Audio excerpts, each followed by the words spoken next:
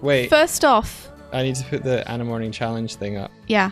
First off, you put that up, and I'm going to say, first off, thank you so much to everyone who took part in this. This was awesome. Like, we got a bunch of people taking part, which is always really, really fun to see. I love looking at you guys' work, and it's so cool to see people really embracing the challenge and pushing themselves out of their comfort zone and trying new stuff. I'm super proud of each and every one of you. Thank you very much for just taking the spirit of adventure and pushing yourselves out of your comfort zone and, you know, attempting these challenges. It means a lot. I like this layout better. Heck yeah. And a morning challenge! Where'd I put that? Anywhere you want. Put it over your face. Sure. Put it up here.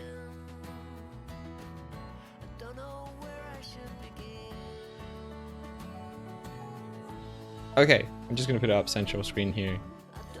And we'll keep everything within this space. Titan RoboDuck says, first Animorning challenge I've been a part of. Hey, good for you, dude. That's awesome. Tib, you never added your own to Sync Sketch. You gotta do it. You gotta add it. Do it now. Do it now and we'll, like, by the time we get through them, I'm sure yours will be uploaded. Yeah. Okay. See you, Bug Love Sucks. You go to bed, you get some sleep. So I'll just say to Hinkapinkart, Sync Sketch is a animation review and like analysis website that you can. I think it's a paid for thing, but you can get a login there, upload animations to it, and then you can scrub through them and draw over them and leave comments on them. But what's and cool you can do it as a group. Yeah, you can do it in real time and share them and stuff. So. And you can actually see people doing it in real time too, which is great. So it's fantastic for classes or for if you want to just get together with a bunch of friends and an animation clip that you all like and be like, okay guys, let's break this down and all together draw over it and flip it back and forth, then you can totally do that. It's really fun. Okay, so Tib said to be mindful of an eye icon. Where is that? Is it at the top or the bottom? I mean, I'm looking on your screen on the Sideshow sketches. Twitch. Sketches are invisible. Okay. Nice. Cool. Yay. So the first one up is Explosion from Cheshire. Cheshire! Ooh. I'm going to play it through and then we'll have a look. Neither Indian nor I have seen Tibbs's notes yet, but she's in the chat as well, so... Yeah, so Tib is in the chat, so Tib will be able to explain anything which is unclear. Cool. Okay, let's watch it through. Ooh. How cool it looks. That's awesome. Heck yeah, super watery. Whoa! Thank you for the follow, Welcome. Kitut. We appreciate it, and welcome. We're doing some animation reviews right now with the help of our friend Tib in chat. I'm gonna move... Who's an FX expert. I'm gonna move the stream alerts for this. So they'll be over here in front of my face. Well, first off, I want to say that I really like how unique this is, because it feels like water. Like, I don't know if Cheshire you intended it to feel like water to begin with, or whether you just rolled with that later, but like the texture you've added to it is really nice, like the rim light and the highlights and everything. Yeah, I think in the commentary Cheshire said that it came out looking more like water, and they've got a lava version as well. That's cool. They're both the same frames, so we'll look at one. I like the anticipation, which draws your eye to like where the explosion is gonna explode from before it starts off. And I like the like imagination between like the shockwaves that you've chosen to use and everything. Like there's a lot going on here which is super creative that I really, really like. I think my note would be the dispersal feels a bit fast on it. Let's see what Tib thought. Yeah.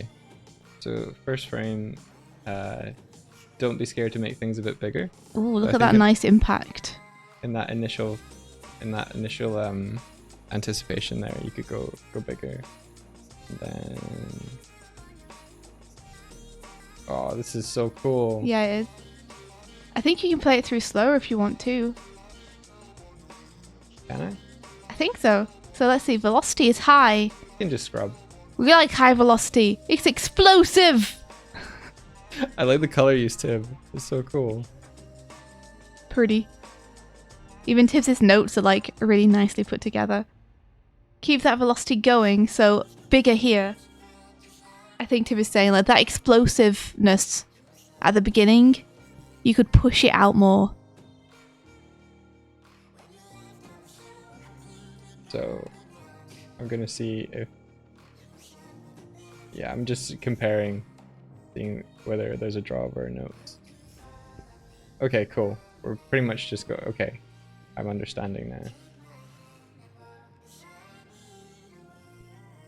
Yeah, maybe I should come over and look at your screen and bring my mic with me, because I'm watching on Twitch, which means there's a slight delay for me actually talking. Oh, yeah, okay.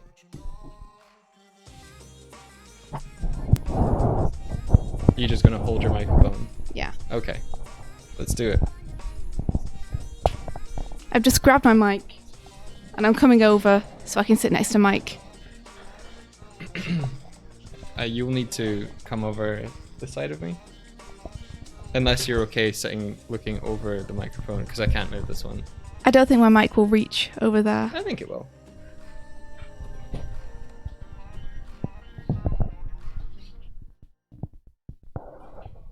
Okay, here we are.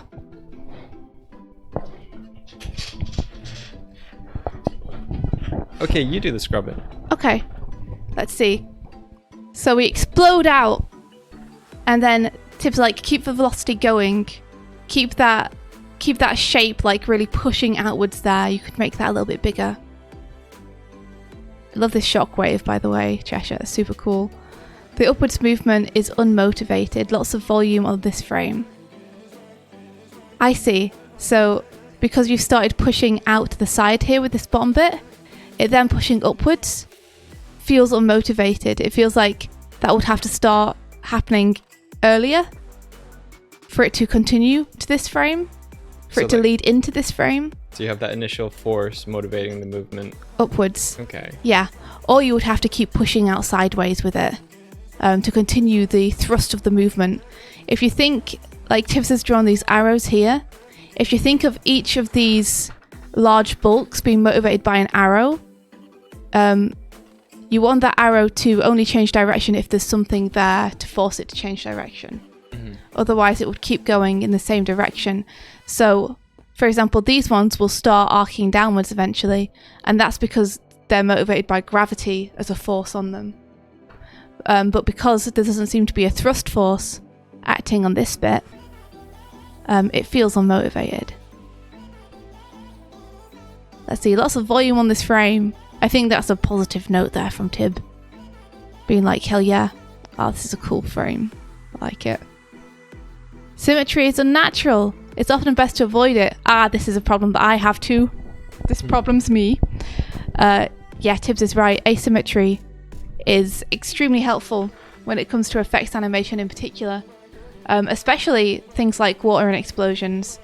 So ending up with an explosion that feels like very even on each side. It's, there's a spike here, there's a spike there, spike up here, spike up there.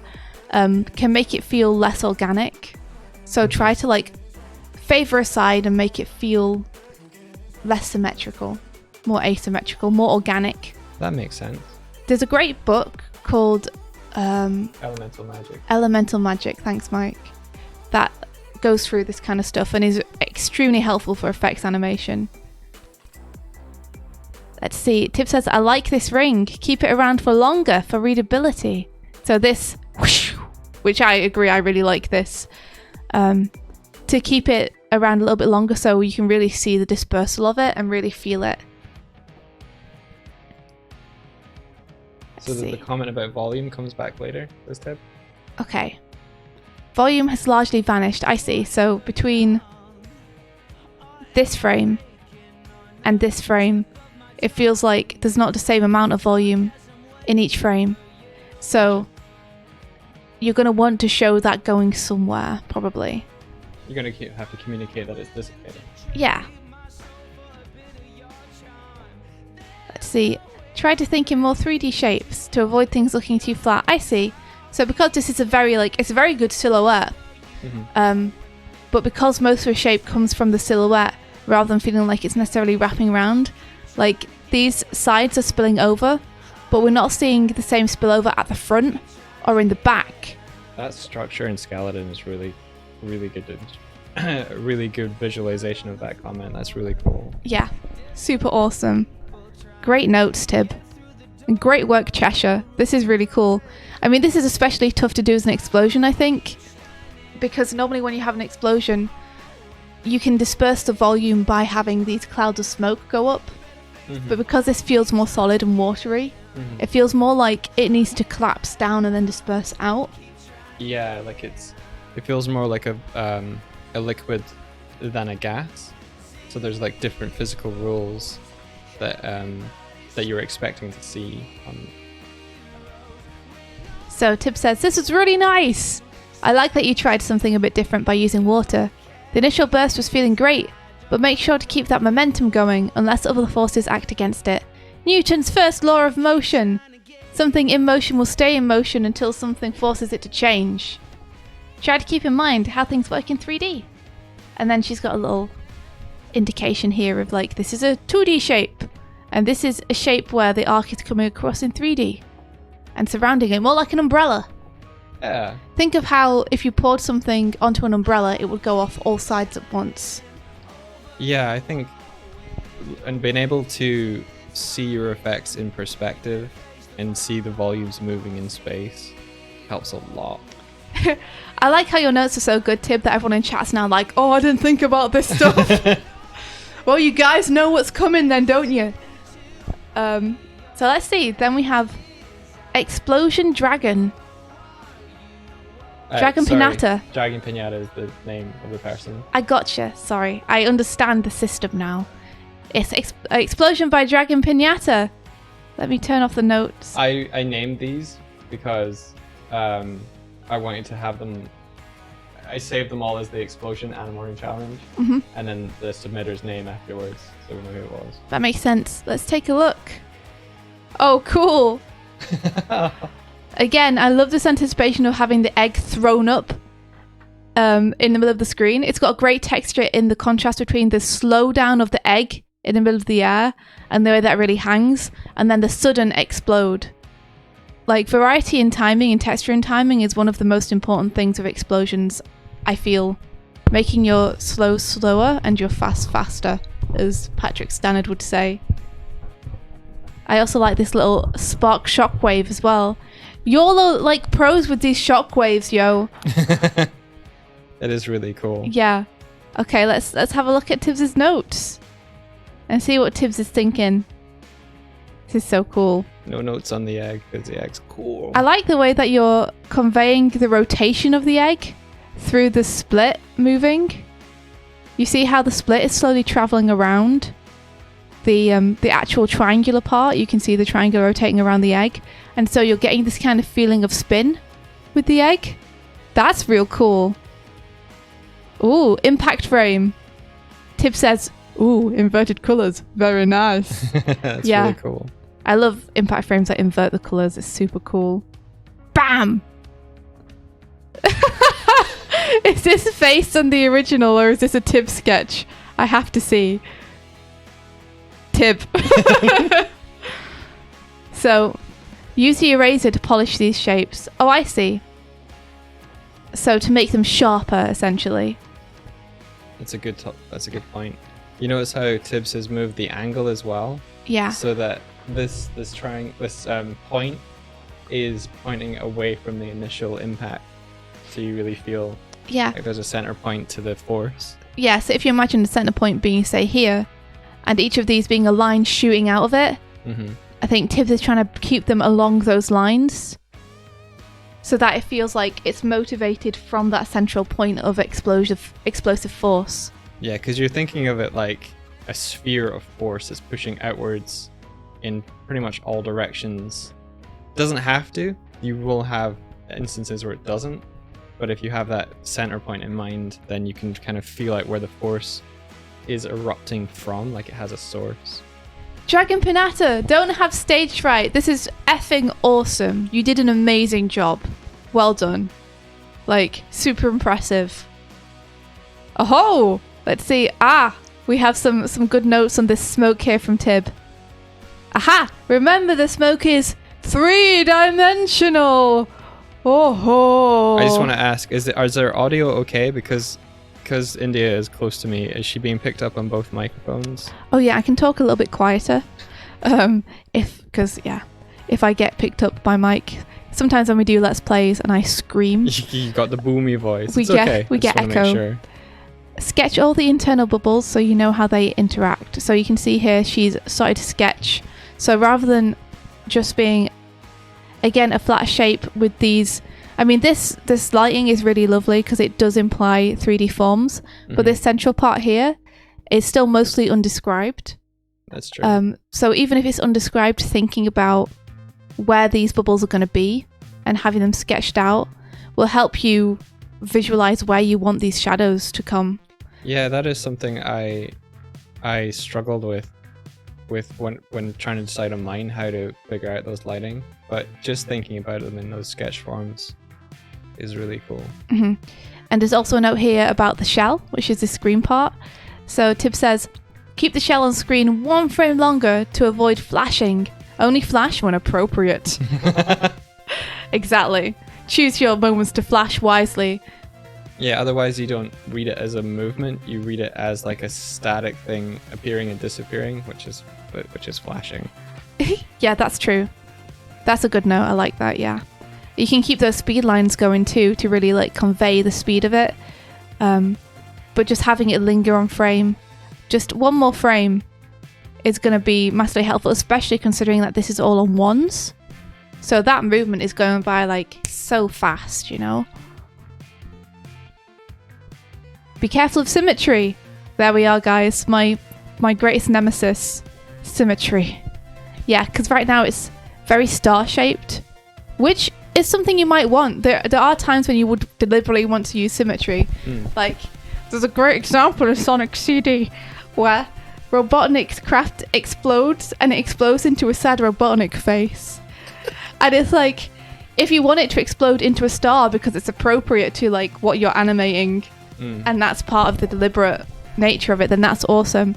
If you are trying to make it feel more like realistic smoke, then symmetry is something to be wary of, for sure. I think we get into a rhythm where we understand what we're doing and we apply the same rules. Mm-hmm. But because you do something once, you're like, oh, that makes sense, and you kind of like, it's almost like doing half the thinking. So symmetry is appealing because you're like, oh, I did it on this side, so if I do something similar on this side, I know it'll feel the same. Maybe. I mean, for me, I think it's because I find symmetry visually pleasing, and as someone who works with characters a lot and works hard to try and make like the sides of the face feel symmetrical, symmetrical when they're turning and stuff, and even when I get to effects animation, I carry that with me by accident. And end up accidentally smoothing out and evening the timing and the visuals. Pink Heart says, this is such a treat that 3 professionals looking over animations one did without a charge or anything. We're getting learnt for free. Oh, well, I mean, I wouldn't consider myself a professional, especially when it comes to... That's the important... You are a professional, shut up. I mean, when it comes to effects animation. Shush. That part where you're saying, and that it's so motivating, that's why we're doing it. Yeah. That is our charge. You got to get motivated. You got no choice now. But yeah, for people who don't know who Tib is, I'm sorry we didn't introduce Tib other than saying she was just like super lovely and really skilled effects artist. She was the effects lead on Starlight Brigade and has since gone on to work on many other things with other companies. Yeah. That we can't talk about, or well, she can't talk about because we don't know what they are because she can't talk about them. Oh, but she may or may not have worked on some stuff that came out recently. That's helpful. Thanks. Some big stuff, guys. Big stuff. She's good. She knows what she's talking about. She's currently working with Axis Animation, or was working with Axis Animation. Yeah, that's true. You can say that. So Tib says, overall, this is looking great. Your timing is lovely and everything feels motivated. I would love to see you develop your depth when drawing smoke. You've left me a nice big gap here to keep writing, and I'd love if you'd fill it. I love the way you give notes, Tib. Sassy. So yeah, here, like as Tib says, more description of the forms. Even if you're not going to actually shade this part in, just knowing where they're going to be is going to help these shapes here feel less even and more interesting, because you see you've gone with a very similar like kind of shape with all of the shading parts here. That would naturally be more uneven, and filling in this middle part is going to show you where those shapes would be. Yeah. So yeah, like brilliant though. Like I love this. Put some parts behind and in front. Don't let the whole thing go flat. Yeah, so rather than it all being completely flat and coordinated and silhouetted to the camera, thinking about what's going to be behind this. Like, how is it exploding outwards in Z depth that way, away from the camera and towards us, towards the camera? You know? Yeah. Because it's not going to be just like a hand opening at you toward the screen. There's going to be parts here which are coming forward in Z depth towards you, toward your eyeballs. See, we have some more notes here. Great work, though. Must have been a big egg to cause this explode. Awesome. Thank you so much, Dragon Pinata. Beautiful work. Let's watch it one more time. Happy job. Boof! Boof! Great stuff. And now we have Andres Hernandez explosion. Thank you for submitting your work, Andres Hernandez. Let's have a look. Whoa. Whoa. That anticipation. The way you have some mini explosions happening here before it does the big old boom. That's really... Yeah, there is a camera shake. It's pleasing to see. Like, you heard Mike and I go, ooh, because of the anticipation of, like, we expected it to explode way sooner. And seeing this anticipation kind of kept us on the edge of our seats, being like, when's it gonna happen, though? Super cool. Really, really, really like that anticipation. That build-up is really nice. And the use of pure blacks here also is really creative. I really like the way that you're using it to kind of draw surface detail onto the shape that wraps around the shape. Yeah, there's a good sense of feeling out the forces acting on this. Like, I love that spin up at the end where you feel like the tautness of the surface of all, like you feel like the volume has become taut and is twisting upward. That's nice. I'd agree. I think you're describing the 3D form really nicely here. I think Tib might have something to say about the evenness of these shapes here at the bottom. Just anticipating the note. Anticipating the note. I'm anticipating the note. But the way that you're using the surface details here to describe the line and form, I think is super nice. It's showing that you're thinking about it in 3D. Let's see what Tib has to say.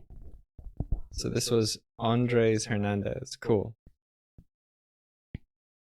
There we are. It's unique and tense and great, says Tib. I like this whole build-up section, yes. I agree, Tib. This is super cool. Really like this. It is unique and tense and great. Patrick Standards already expressed that he likes this one, which was really nice to see. Oh, really? You watching our hashtag, Patrick? Whoa. Is Pat in chat?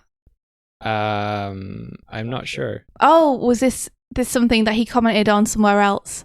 I think so. Cool. Yeah, Patrick is director of Knights of the Light Table, and his effects work is like stunning. So he's also someone very good to listen to when it comes to effects feedback. Small but strong shapes. Yeah, very much. Oh, here we are. Fantastic rhythm. Great section. Yeah, this is very pleasing. Like there's variance in the timing here, in the rhythm that you've chosen for these little explosions. Like they feel varied up. They don't feel even, which is great.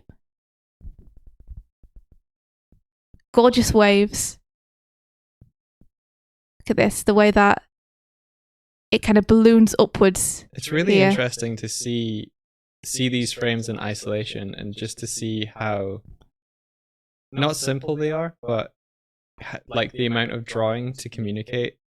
They've not over detailed. They've not over described it. They've kept it efficient, and the motion completely is sold with that. Yeah, 100%. Like later on, there's frames where they're just not incomplete, but it doesn't matter because they've got like the main keyframes in doing their hard lifting for them. Yeah, the thing with animation is there is information both on the frames and between frames that you can communicate so much by stuff you're not saying, just by how much stuff moves. And animation's cool. Yeah, I love how unique everyone has approached this. Like the first one from Cheshire felt like water. This one feels like fire.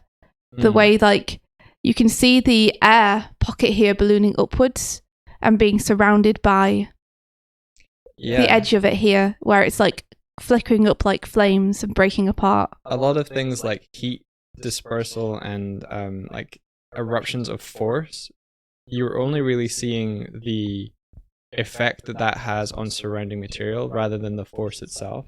Like you can show shockwaves if you have like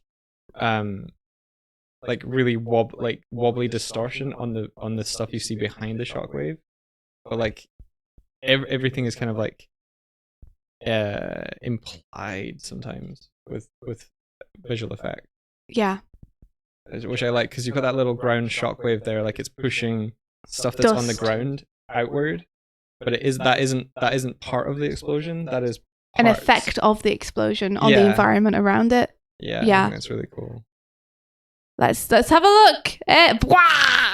Strong understanding of the forms, beautiful. What's like these evil away. Am I misreading that? But these curl away. There you go. I read it as an E. These curl away, but can we get a bit of curling in? Might create too much symmetry. So rather than having it curl outwards like this, to curl inwards as it's pushing outwards. To have it like rotating against the motion almost. Or maybe it might be away from us, the viewer. I'm not sure.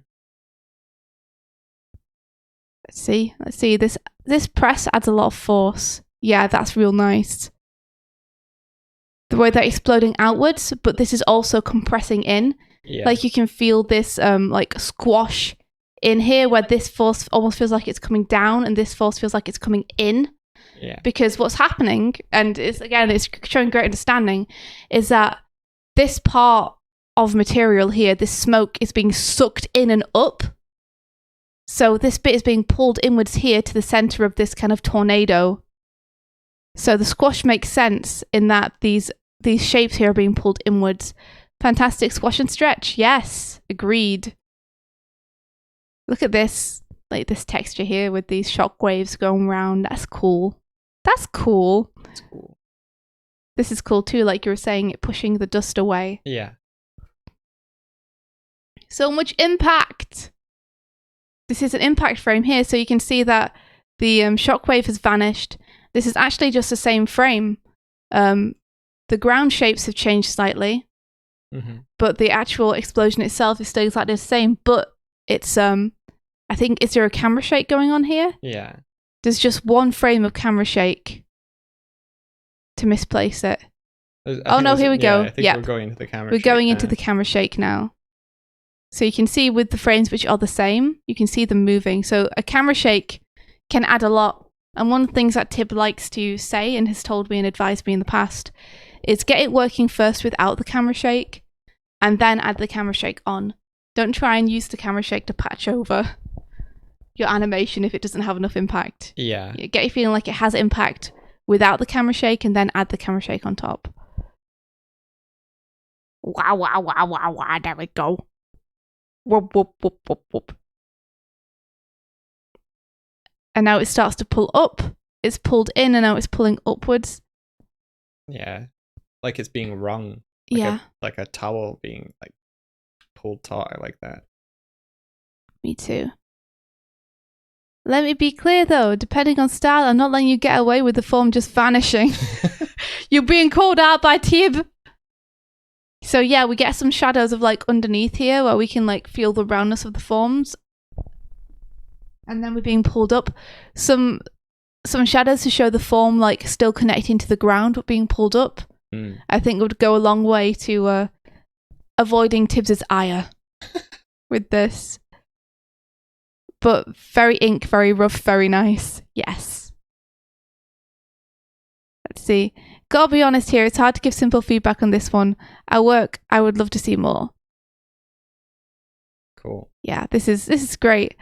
Let's see. Can I give any helpful feedback? Probably not. Like the rhythm feels super nice.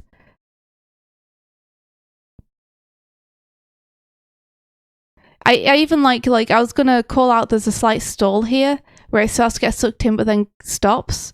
But that's really nice because it's got this like out and then in feeling. Mm-hmm.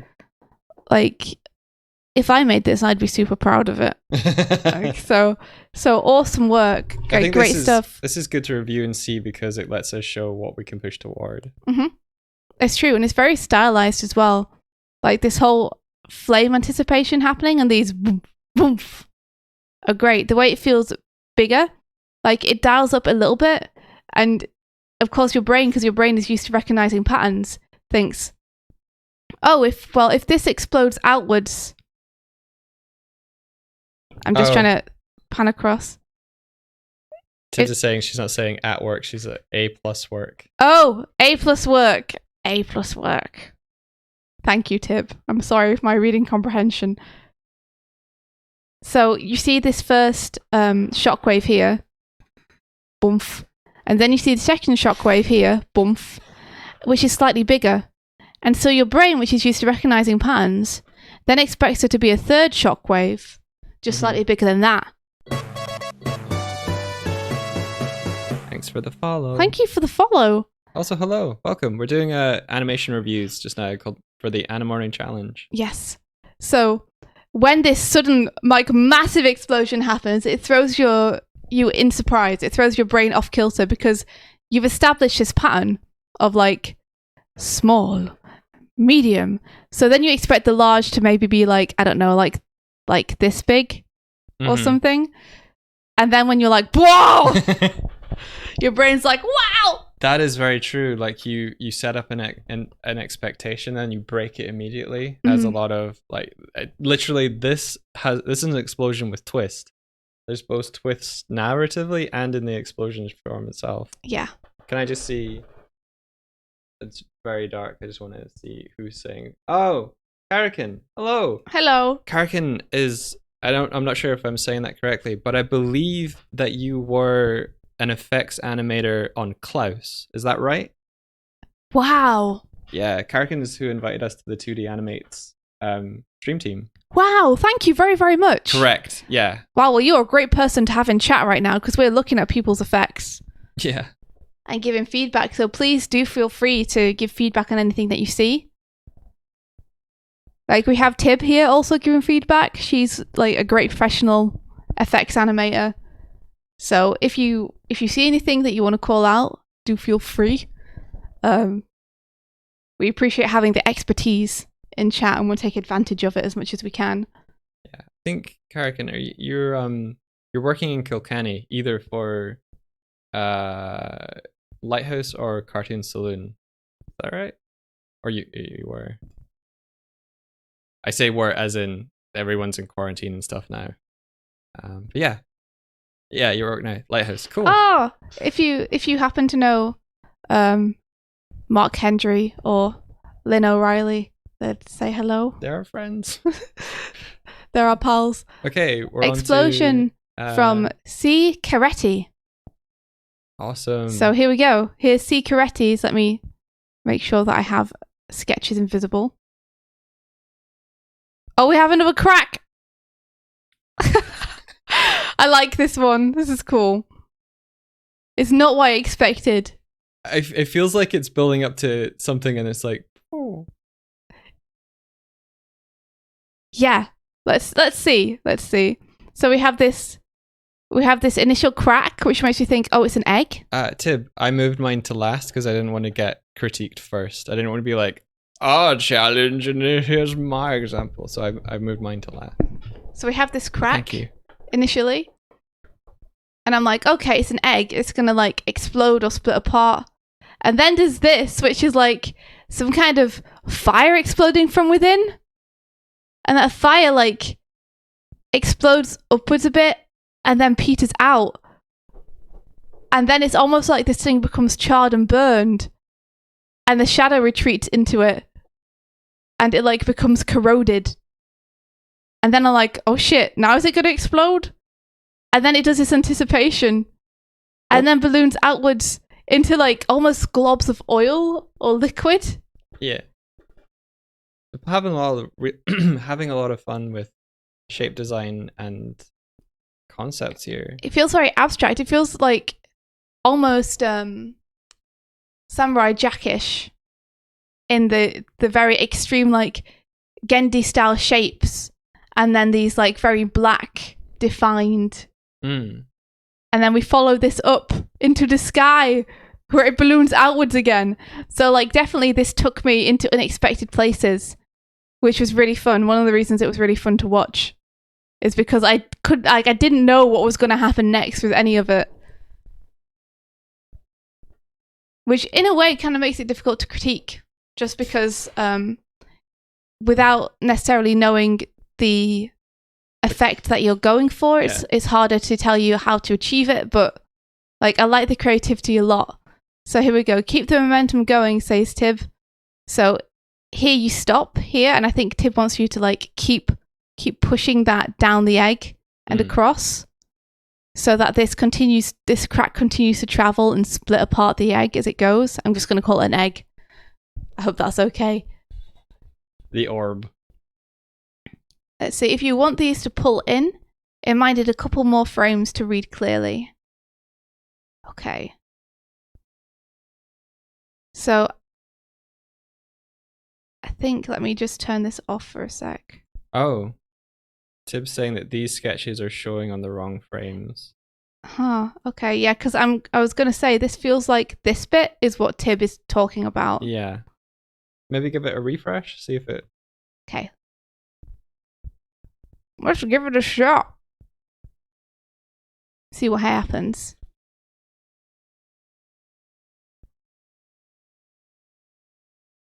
I wonder if we can move them across. Is there a way to like move sketches across? I'm not sure. To the right frames. Let's have a look. Full screen mode. That's drawing mode. Because I'm pretty sure that this little bit where the crack comes up is where Tibbs is saying to keep the momentum going. What does this one do? Activate drag markers to move frames in time. So that we might need to That might be it. Okay. Let's have a look. So there's like yellow markers above. Maybe you can grab that. I can. Okay. I'm not sure which frames these are meant to be on. But I'm assuming it's going to be one where there is space for that to be there. So probably about there. Porky Boy. I'm not sure. We'll go through everything that we have, and if we've missed yours, we'll look out for it. But thank you for submitting an animation. You sleep well. Yes, thank you very much for being here. Let's see, much smaller velocity. I wonder if there's a way for Tib to... Oh, I think you got... It's weird that it's messed up like this. It's not synced. The sketches aren't synced. Oh, it's the name of the program. So nice big squash would work great here. Just make sure to maintain some volume. Okay. Yes, so that'll be there. Carrigan, there's no set rules as such. Each week we suggest a topic for people to run with. and we suggest that they try and do it in 3 hours, mainly so that people feel like it's approachable and like they don't feel like they have to spend their whole week on anything. And that's about it, really. Like for the last few weeks, we've done lightning effects, and the time after that and the one before this one was taking clips from musicals and animating people singing like 4 to 5 seconds worth. And the time before that was like run cycles. So it's just a mishmash. We just want to encourage people to try things maybe they haven't done before, and see if we can learn and grow together. There's no limitations, really. I think if we keep getting tons of submissions like this, we'll have to think about the format a little bit. But this has been really fun so far. This is true. Okay, I think I've got it roughly where you had it, Tib. I also think I may have accidentally lost one of them, but I can remember what it says. So let's give this a shot. You want to put this off, I think. Thank you, and thank you very much for the follow. We appreciate it. Thank you. We're just looking at other people's work at the minute.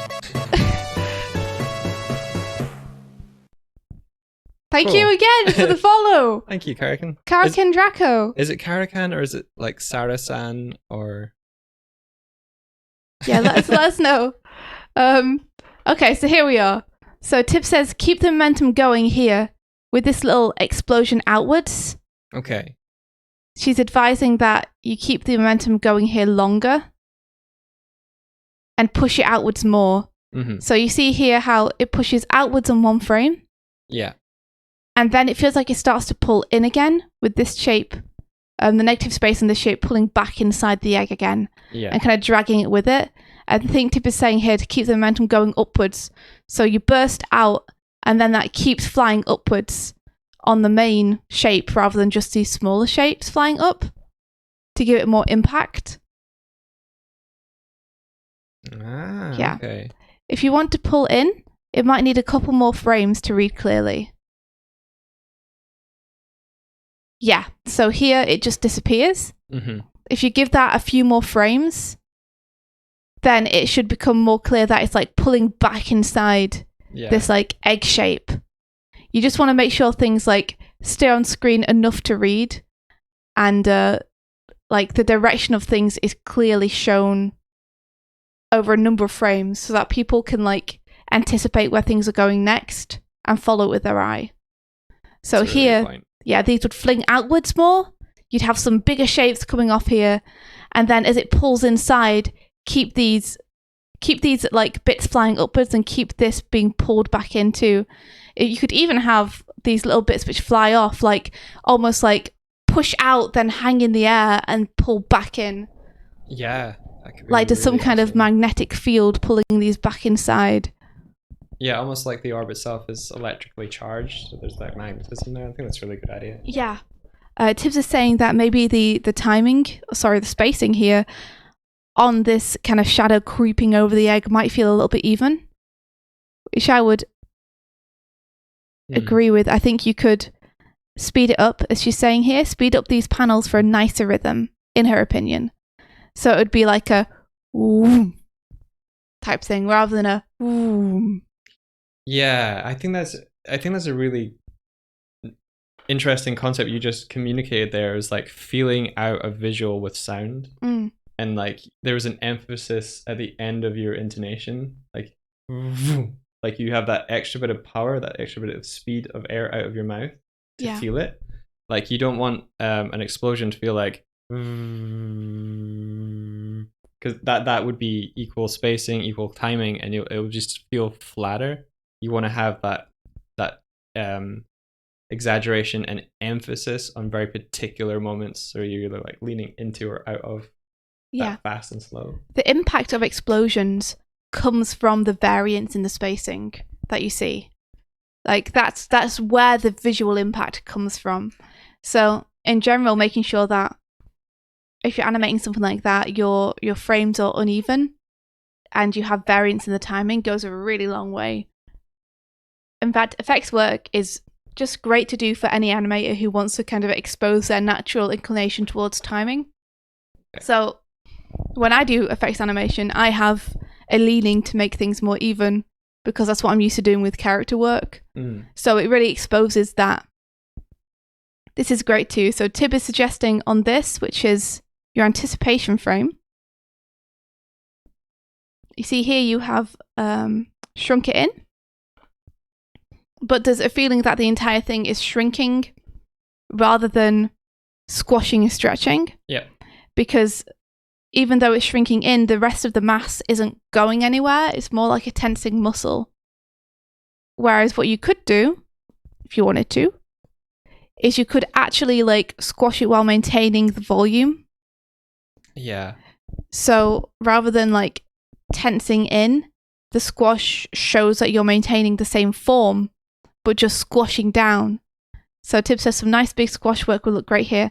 And I agree, because the momentum following it is upwards. Yeah. I would say that squashing down in the opposite direction is a great way to get more contrast in your shapes. Like a heartbeat. Yeah. So then we have the first frame of it just easing out, and then bam! Nice big velocity. I think you could go even bigger though. I agree. I think getting more speed lines on this, like you have here, getting some more like smear shapes in here to really show where they've come from. Keeping in mind where the center of the explosion was, so you know where you're pushing out from. Each shape is pushing out from there. Are those trailing spikes a Tib addition or That's a great call, Mike. Yeah. They are, yeah. So Tib is adding here some smear to these. So you've got nice squash and stretch here. You've got the stretch is kind of almost doing a smear frame for you, but I think you could get more out of it if you really pushed that smear and pushed the size of the explosion. You know, like in the previous example, we went from very, very small to like huge. That's the kind of contrast you want if you want a lot of impact. So going from this to something like maybe even to this point where it's cresting the edge of the canvas would feel bigger, or even just like scaling down your initial animation so it starts smaller, so this frame has more impact. And then much smaller velocity makes sense. If you want the energy to disperse very quickly, then it makes sense for this velocity to then slow down. If you want the explosion to be seen as more powerful, or these to be seen as lighter shards, it might make sense that to push off screen faster and to keep momentum going a bit longer. So these all lose momentum fairly fast. This goes upwards and maintains its momentum. So I think Tib is saying here about these shards to keep the velocity a bit longer to maintain more speed. Whoosh. So they can keep pushing off the side. Here it feels very much like they're falling down, which is fine if that's what you're going for, then that totally makes sense. Wah! And then we follow this up with the camera. I'm assuming we follow this up with the camera because the floor plane vanishes. Yeah. Which I think is a nice and creative camera move to like follow that up. It almost feels like it's setting up to loop. I think that's... Oh, maybe. A few more frames to settle here would be perfect, says Tib. This is looking great. Keep practicing spacing and timing and this will step up to the next level. Karakin saying, as an effects guy, I can't even start to understand how you can work so stringent and planned like you do for character. I'm used to letting the chaos flow. However it needs to make it work. Yeah, I think that's kind of how... That's one of the reasons that straight ahead works so well for effects, is you kind of really unleash just your inner gut feeling on stuff. It's kind of like your planning is what sort of effect and when, and then the animation and drawing is a reaction to that initial feeling of like, okay, I want this to happen here, but not how, and how is worked out through following like, it's almost like you plan the forces. It's such a natural evolution. And then your animation reacts to the forces that you planned rather than planning the shapes and the drawings. Yeah, like you're really beholden to what your last frame was and how you want that to evolve. when I was working on the effects I was just doing yesterday, I was almost like I set initial shapes and then a rule of like, okay, this is going to start here, or I'm going to have shapes start from this line, but I don't know what shapes yet, and I'm just going to go each frame, and I figured I would go fast at first and then slow, but I was just working linearly through it. I didn't like plan it out how it would look at the end or how it would look at the start. I just knew origin source coming from the line goes from right to left. Yeah. I'll show that later. But, I will also say, like, my note on this frame would be that it feels like a cam zoom in because of the amount of mass in comparison to the previous frames. So if that's meant to be a cam zoom in, then awesome. If it's not, and it's just meant to be that this is kind of flattening out, I feel like the size isn't necessarily maintained from the previous frames, and it might need to be like a little bit smaller in order to maintain the same amount of meat that you have. We got a couple of really good points in the chat just now. Tibbs is saying that's why I love effects. It's so freeing, pure motion, no need to worry about anatomy and faces. And Karakin saying, concerning explosions, arcs are paramount. Every bit needs to be following its arc from the source, taking force and gravity into account. Tibbs saying that's a really great point that I wasn't super sure how to write. And then Karakin's replying to Tibbs saying, on the other hand, you need to know about physics and how every effect works and how to make it do what you want. And I personally love like interacting with characters a lot because it is like dancing with someone else's animation. That's really fun. Like letting your effects react to, and the character in turn react to your effects. I think if I saw correctly on Karakin's reel, there's an effect in Klaus where the postman character falls into the mud after like pushing the cart. Yes. And just like boom, and then the mud and stuff like goes up from the character's impact. Was that you, Karakin? Because I love that where he's just like, and it's just like, oh yeah, it's yeah. So pleasing. Like the timing can be so satisfying for effects animation.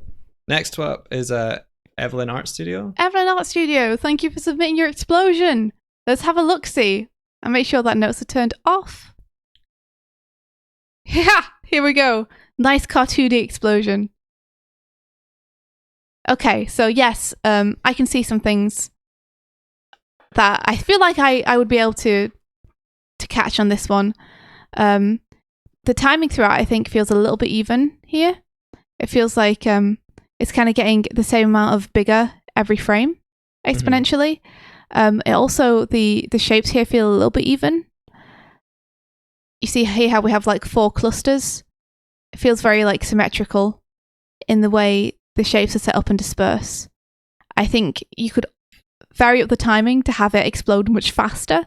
Everything is NAND. There, Evelyn Art. Hello. Hey, everything is NAND. Hey, thank you very much for submitting. And I think it could disperse a bit slower. As Patrick Standard says, make the slow slower and the fast faster. Let's see what Tib has to say about this one. Scrap this frame. The whole thing will pop more. So to go from this to this, yeah, you see how that's got like much more contrast already. Wow. To go from, it's so much about effects is about contrast. I'm learning. It's very cool. This is really cool. I'm learning a lot as well. Yeah, I do really like your anticipation here with this little spark here. I think even the spark could go like bigger and also thinner on this one. Yeah. To really stretch it out and then come back in and then have this explode, just bam. To contrast it with what comes later. Yeah. Yep. Because you can't get that bam if you're easing into an explosion. So you really want, rather than it to start with a small explosion that slowly gets bigger, unless you're looking at it from very, very, very far away, in which case the entire thing will be much slower, to really go into this giant shape afterwards. Let's see, I'd love to have more like this before it all dissipates, to like really linger on that.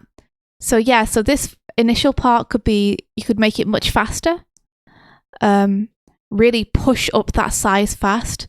And then when it gets to this point, thank you for the follow. Thank you.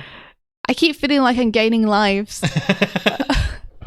when it gets to this point, you can start to ease out of that and really like ease into this new frame, ease into these new shapes. I just realized we don't have any music playing. Do you want me to put some music on? I think it's okay to not have music for this part. Okay. Watch out for symmetry in squares. Yep, this is what I was saying just about watching that you're not ending up with everything too symmetrical. You want asymmetry, if possible, in your effects animation. It'll make it feel more organic and natural. Oh, cool. See, so great thing for standalone explosion to pop 1, 3, 2, 4 size for the ignition. Oh, interesting. So almost like you would do with a stagger or vibration, except you would use it in the initial burst from your explosion. I'm totally going to go look in the book for that. Yeah, Elemental Magic is a fantastic book. Anyone who's interested in pursuing effects more, or just exploring it more and trying more effects work, I really recommend it. It's great. Yeah, we made a note of the symmetry. Yeah. Cool. And then we have squares are flat, triangles are where it's at. So maybe in this this note is referring also to this, where you could have instead like plan a triangle type shape here. So you have a larger burst up here, and then maybe more of a cushion down here, rather than having them equally dispersed between this grid. I think it's also mentioning if you drew a bounding box around each of these shapes, they would feel square. Yes. Gotcha. Yeah, like they're almost being contained within these square registers. Mm-hmm. Yeah, that's a point. That's a point. Uneven dissipation, very nice, but slow it down. Yeah, I agree with this too. It's just like really giving these time to disperse, and it would it does require some tight in-betweening or some just very tight animating with over a large number of frames to really like ease that out, but it's worth it for the effect that you get when that smoke really like you can feel it just breathing its way into the air. Why are you laughing at me? Because Tibbs is thanking you for reading that as she intended it to be read. Down. Nice. Short and sweet, but maybe not short enough in the first half and too short in the second half. That's a good way to say it, Tib. Yeah. I agree. Like you've got the great bones here for something. I think really looking at that spacing will be a massive help to really push this up to the next level.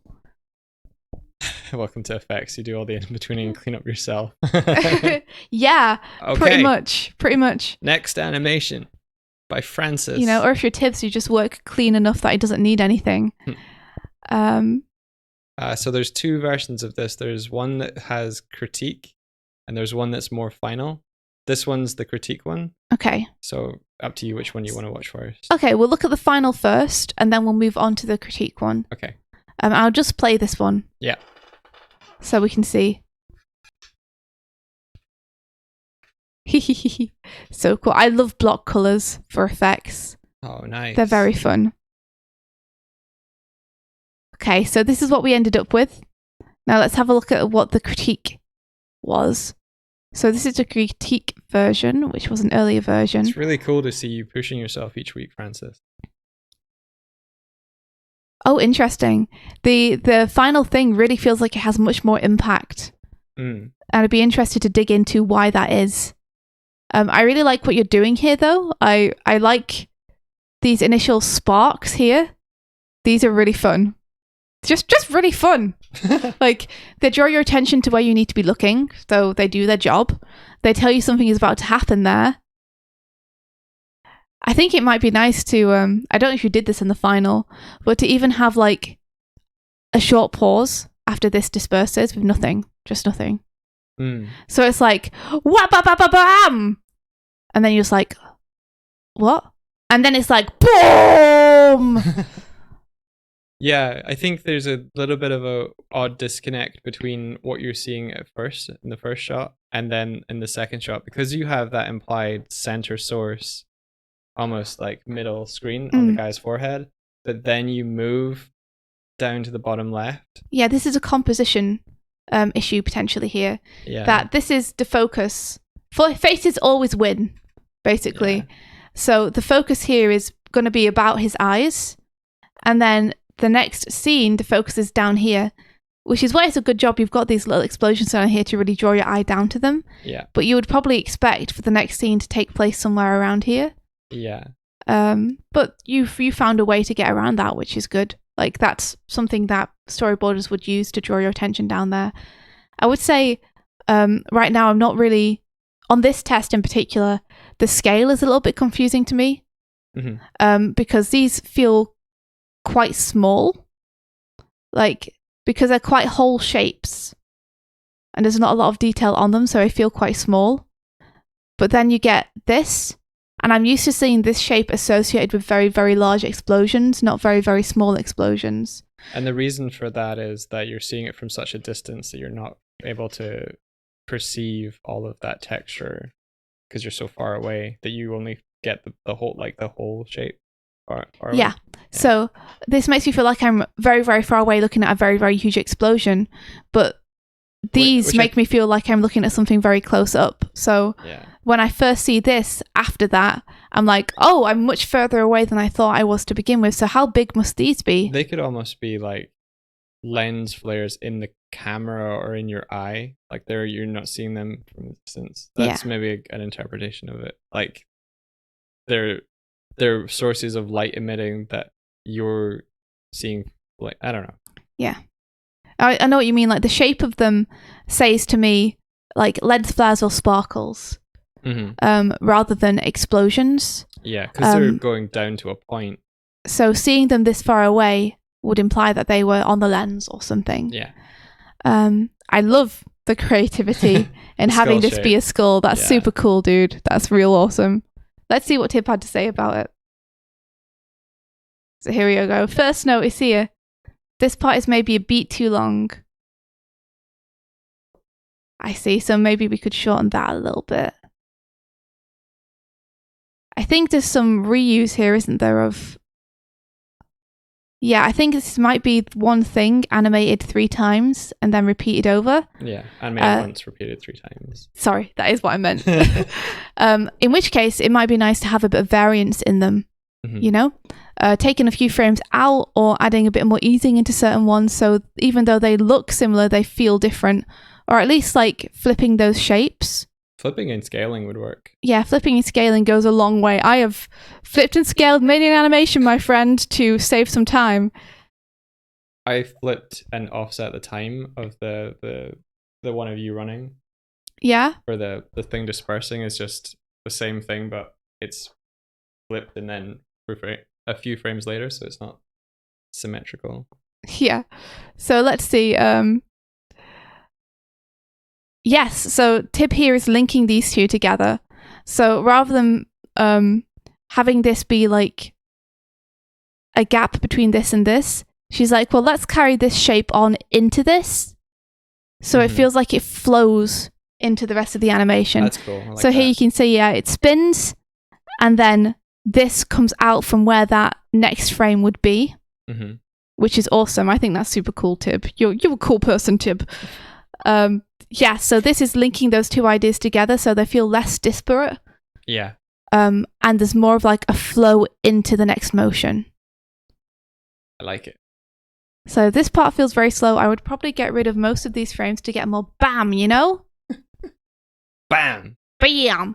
So rather than have this go bam, she would more likely be like bam! If that makes sense. I'm sorry, sometimes all I have are sound effects to communicate ideas to you, so I hope they're coming across. So the velocity here feels a little like it's slowly accelerating. Explosions need to start at 1,000%. Yes, 1,000 per mil.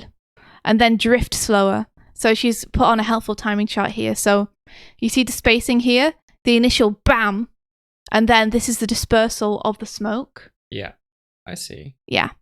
So rather than you gearing up into it getting bigger and bigger, which I'd agree with, because these frames feel very close together, then you're further apart, about the same, further apart. It does feel quite even across here. Yeah. And you either want to like really slow that down to make you feel like, wow, this is happening far away and I am watching this, or you want to have it really push out fast here and then slowly amount up into dispersal. Because your initial force is meeting resistance over time. Yeah. So you've got that first boom, and then there's not really going to be more energy. Yeah, the energy isn't continually being generated. The initial burst has already been generated. So now everything which is traveling forward in terms of the smoke is still traveling off that initial energy, which is going to slowly disperse over time. And the reason it'll disperse or slow down is because it's exploding into a volume, and the volume that it explodes into is usually air, sometimes water, and so it'll reach the air, and then it'll resist against that, and that's what's slowing it down, is that friction and resistance, which is useful because then it gives you time to let the initial explosion read for the audience, because it's like something happened, and then you're looking at the slow down reaction of that initial happening. Oh, Skull says thank you. Skeleton face is a nice touch. Agreed. I love these forms. Yeah, they're really nice. They're nice and organic, and the variance in scale and in size and shape is really nice. Yeah, I gotta say, 100% agree. We were talking about not keeping it too even, and even though there's like a symmetrical face here, pretty much, the fact that like you can see this side is more piled up than that side, there's this kind of triangular slope going up here, makes it feel much less even and symmetrical than it could. Is the Karakin is saying that the fun after initial blast is the rolling motion, get that right, and the cloud will look utterly amazing. Is the rolling motion created by the heat pushing like the smoke and all of the particles in the air upwards, and then because the source of the heat is fixed in the center, the cooler air is coming in underneath or pressing down, so you get that like heat from the center of the explosion, cold air from the outside, so doing this. The tip says, yeah, if this one was rolling, it'd look gorgeous. And exactly that, Doig. I figured it out! Nice! And I'm literally doing that pose of that emote. Imagine your power in your explosions now, Mike, now that you know this. Oh my god. I've never thought about it like that before. Yeah, as Patrick Standard says, it's butts rolling over one another. Oh, right, yeah, butt colds rolling over now. See, I know physics, but I don't think in physics when I'm animating. I need to connect those two parts of my brain. Together, yeah. Yeah, okay. I like that this is starting to form too. I like this donut that is going to start to form around this kind of mushroom cloud. Like I can imagine if you continue this animation, this would kind of rise up and become more prominent and become more visual and become more easily readable in the silhouette. Oh, and the mushroom shape comes from cooler air being sucked into where the heat was before. Interesting. So the heat rises, and then there's like almost like a vacuum of space beneath it, and it's that's cool. So we have here a pro tip. One thing I often do with effects like an explosion is to take it down to the most basic thing I can. Sometimes that means animating a single line. For explosions, it's usually a circle. By planning the whole thing with just a circle, I can experiment with the timing and even throw away the whole thing and start again. It's just a circle. Thanks for the empty page, by the way. You're taking the impact flashes and using them to your advantage. So yeah, this is an example of Tibbs animating an explosion. So that you can see the timing she implied earlier with this very small initial burst and then the slow out or the ease into this final shape. Oh, that's cool. Sorry, Mike, go on. I was going to say, can we scrub through the final and see? Tib was saying that maybe some of these notes have been addressed. So I just want to see if... We sure can. Is it okay if I finish off the notes first and then we go and look? That's fine. Just because we only have 2 left. Yeah. So let's have a look. I love the shapes, love the idea. Biggest notes are timing. And timing explosions is heckin' tricky. I know. Looking a bit symmetrical here. Truth there. Could keep this leaning to the left going on if you wanted to keep it less symmetrical. Or you could have something happening over here. I would say something that's happening a little bit here is that the where things are in front and behind is getting a little bit muddled on that last frame that you were showing there. Okay, let's have a look. I think in terms of like where we'd be perceiving that for these two outward things to be reading above, like in front of the shockwave. Yeah. The perspective and the stuff is kind of being a bit weird because we should be looking down on a shockwave that we can see the back of above. You know, like we're looking down on this shockwave, but we're looking kind of up at these forms on the bottom. It's a bit. I see what you mean. Yeah, I see. You're saying that the perspective on this shockwave, because we can see the back part above. Because I'm seeing this in isolation without the. Yeah, is we're looking down on it because the part which is in front is lower than the part which is behind. Yeah, I think if you kind of decide where the horizontal level of that back is, the horizontal level of the back of the shockwave, if you're having it rising up, it would even out, and then as it's going upwards, the back of the shockwave would go below the front of the shockwave. Really good way to show perspective. Yeah, this is why grids are important. Can't emphasize grids enough. Let's see what happened with this final one. So just play it through for you all again. Boom. Nice. So I like these little additions here of the sparks, the electric, and this little dust cloud. I think the dust cloud could take a little bit longer to disperse here. Yeah. I really like this shape. I just think just between here and here and here and here, you need a couple more in-betweens to get it to really disperse. And then it'll feel real nice. And then we have this nice little impact. Looking good.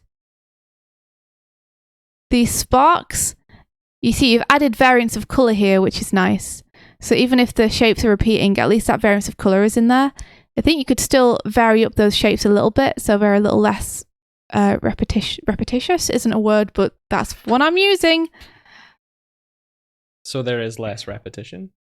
Yeah. So this build-up is still slow, but I think it's working a little bit better because these are all very tight together. And then we have almost like comes out slowly and then starts to go back in here, which I think works. So it's acting like an anticipation, where it's like blooming outwards, then coming in, and then we're getting ready for the explosion here. I think, let's see. These are all on ones. I think it'd be interesting to see. I think you could lose a frame here to give it more impact, you know? To watch a nuclear explosion footage, because I think part of this is that because it's a mushroom cloud and stuff, the rate of expansion gets really weirded out when you're seeing something from a huge distance. Yeah. Because it's initially fast and it slows down, but if you see it from further away, the distance also affects how fast the expansion feels to you as an observer. Yeah. So I don't know if those initial like build up thing is like it's traveling really fast, but the distance is so far away that it's in perspective smaller. Yeah. And that's why a nuclear explosion looks so strange, because it's such a big explosion, but it's so far away and you're still able to see it. Yeah. That you have that, and then it gets closer to the camera, it almost feels like it speeds up. Yeah. So I think you're trying that, but it's getting a little bit muddled because the perspective and everything isn't helping sell the distance of it. Gotcha. Yeah. I love this. I love like just the distortedness of the skulls that comes up is like really fun to me. I like that a lot. This camera shake is real nice. Getting them cam shakes in there. These shapes are really nice here. I really like the way this resolves out. It feels very powerful, which is nice. Oh, we've got these extra explosions on top add a lot. Real nice there. Like good call. It really helps the asymmetry as well. Yeah. To have these explosions happening on one side. It's super nice. And the shapes inside these explosions are really fun too. The way you can kind of feel the forces like spiraling in on themselves almost. super nice. Breaking apart, having these big shapes turn into small shapes, turn into big shapes. Real nice, like a lot of energy. It keeps the energy of the scene going. Mm-hmm. Oh, I think you've like really lent into it, and with this final, it's really cool. Yeah, it's come out super cool, Francis. Like, it looks really, really awesome. You know, there's not a whole lot of feedback I can give because my expertise kind of has ended here. Yeah, I think from that initial one that you submitted to this one, you've already like self-improved as well. Yeah, it feels powerful, which is what you wanted. And it's super fun to watch. It's really fun to watch. You've done an awesome job, dude. Really nice stuff. I hope you're proud of it. You should be proud of it. Cool. Yeah, awesome stuff. Next one is... Hey, we've got Seba Solar. Is that Solar Sebas? Who is in the chat? Yeah. Let's see. I don't think we have any notes on this one from Tib. So, Tib, you'll have to give your notes in the chat if you have any. Let's see. We should do an explosion revisited in a few months. Yeah, I agree. I'm going to give you guys this challenge again in like 6 weeks and see what happens. Ooh, oh, nice. Especially, I really like that initial anticipation there, that initial spark. It's super nice. It's always nice when you can feel like the rotation to it. Yeah.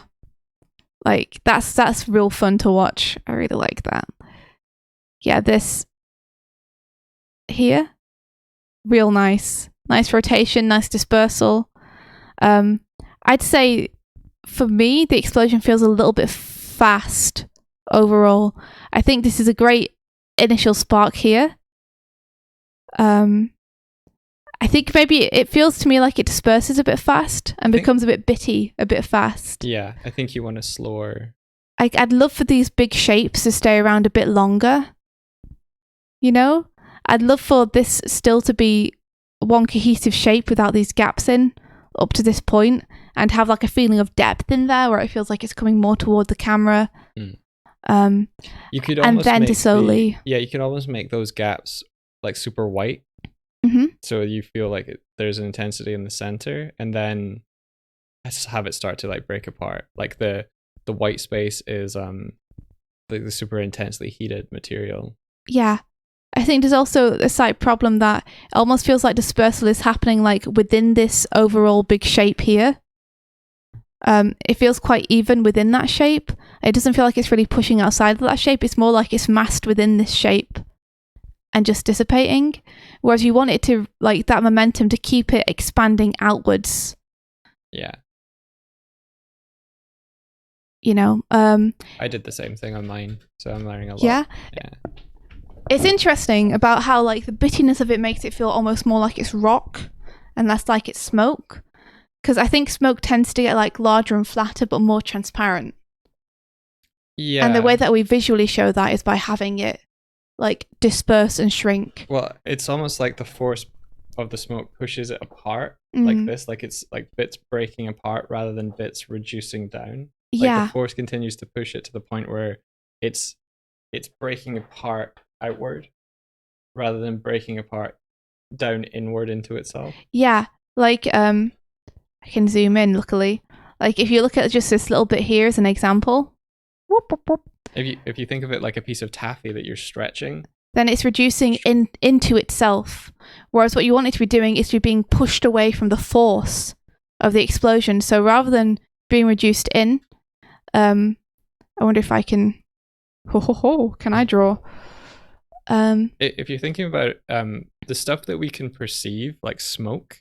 Oh geez. Is oh geez. You might want to bring your cool. Yeah, you get to doodle now. Is this... Oh, India gets to doodle with my tablet and she's so completely not used to it. Yeah, I'm sorry guys. It's more like the shape will get distorted and it's going to be pushed away from the force, you know? So, I mean, I drew it too big, unfortunately. But the idea is that this shape... Sorry about this terrible drawing, guys. This shape here would be pushed up and distorted away from the force rather than shrinking into itself, as it currently does. And I think overall, the smoke in general would probably be less piecemeal and stay more together. If we show mine next, I know I pushed it last, but I did a very similar thing, and I think Tib had feedback on mine that could apply to Sebas. Okay. Like after you've done, like Great work, Solar Sebasta. Like, there's things about this I really like. I like that you use block color as well. That's a really nice way to describe the forms. They're also using gradation in how intense the brightness of the colors are. Yeah, it's super nice the way it dulls down as it goes. Yeah. That's real cool. See, Emlet. Real cool. See, Emlet. And this flash frame as well. Love me some flash frames. Love me some flash frames. Okay. So which one is you? That's me. Okay, here we are. I love having that now. We gained a life. Thank you very much, Megan Marie, for the follow. We appreciate it greatly. Welcome to the Animation Breakfast Club. Yeah, welcome. We're doing the Anna Morning Challenge at the minute, which is a weekly feedback session. So this is Tibbs' feedback on Mike. Let me just play Mike's first. There's mine. Here's yours. I love how everyone has their own style of doing this. Like, everyone's dispersals are so different, you know? It's great. And I'll say you've managed to avoid asymmetry in the way that you have had this kind of lighting highlight pop here. It does feel like it gets a little bit symmetrical at the end here. Oh, yeah. Oh, yeah. Let's have a look at what Tib says. Yes! We love these shapes. Scraboom! Squish. Okay. Oh. Love these shapes more, please. And then you start. I like the way that the middle of this is still expanding, but you can start to feel the resistance of the rest of the smoke as it starts to slow down further away from the source. That's really cool. I'm suddenly on the other side of this. So now we have this lovely flower shape that emerges in the middle. Yeah, so like that I like, but this is where it starts to feel even, I think. Don't lose those lovely internal forms, says Tib. Okay. Yeah. So this is her suggestion to like keep those forms feeling like, because it starts to feel very flat. Again, it's very like, this is staged to the camera. Yes. But where's the stuff coming towards or away from the camera? It's very true. Like, it's just flat going left and right from directly where the camera is. Yeah, I think because I started out with the initial mid-tone shape and then tried to carve into that, I didn't consider it moving toward or away from us. Yeah, and look, this is great drawer from Tib here. Less uniform, please, like this. And you can see the difference. Yeah. The huge difference in this is very even. The border around everything, the rim light, you could say, the smoke light, is fairly evenly applied. And then here, you can see it feels already much more like a 3D form. Yeah, look how nice that is. Because of the unevenness that's added. I was trying to break up the shapes toward the edge, like it's being pushed outwards by like what you were implying there with the almost like the sphere shape pushing. Not. Like YouTube. But yeah, I woke up on Saturday and I felt really motivated to try this out. So it's been really fun. Yeah. It's been really fun watching you do some animation, dude. It's just not normally your forte, but I've really enjoyed watching you enjoy it. And I think like you're coming forward every time you do something in leaps and bounds. That's such a nice shape. Like the way it feels like it's spiraling here. Yeah. So yeah, pinging back to this one. I think the same thing is like, just be careful not to lose those internal shapes, you know? Because just keeping it uneven, keeping those shapes a bit more together, having them disperse a bit further and be distorted more by the forces. Really think about like where those forces are coming from.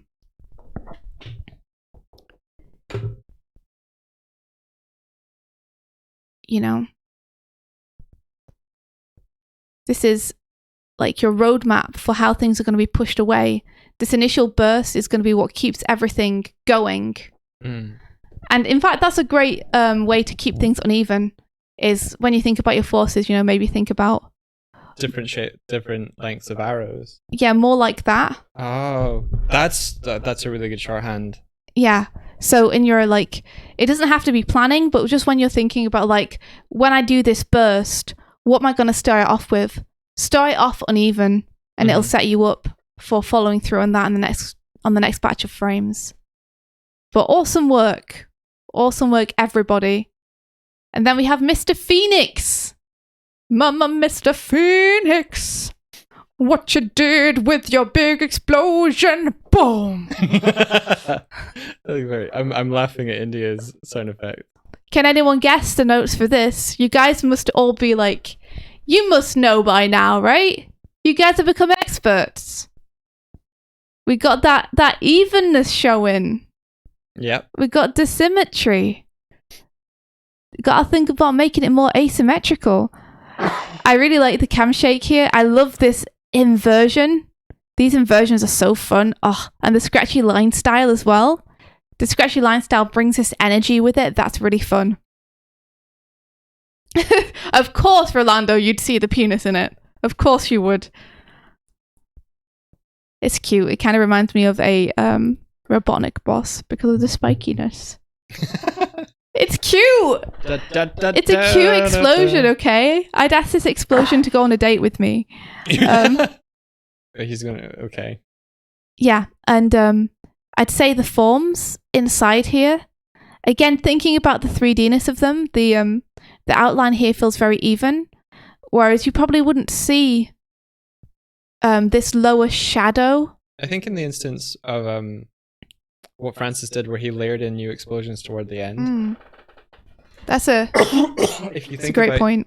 If you do think about your explosion in Z-Depth, you can add a new element in front and be like, okay, this one I know is coming toward me, and then focus on that one individually, and then layer that on top of the explosion. You don't have to draw the whole explosion all in one single layer or frame. You can kind of break your mind apart and be like, okay, this part is coming toward me, I'll focus on there. Yeah, I agree. So thinking about the forms coming forward here, these shapes these interior shapes are great for adding some texture, but they feel a little bit unmotivated at the minute because it doesn't really feel like we're getting a good grasp on what the interior shapes here are. I feel more like we probably wouldn't see as much of this undershadow here unless it was shadowing underneath forms here, which we're not really seeing much of. I'm just going to get a drink. I'll be back in a sec. Okay, I will. Can you get me a drink too? Yeah, I've got a... Goodness gracious, thank you. Just got to try.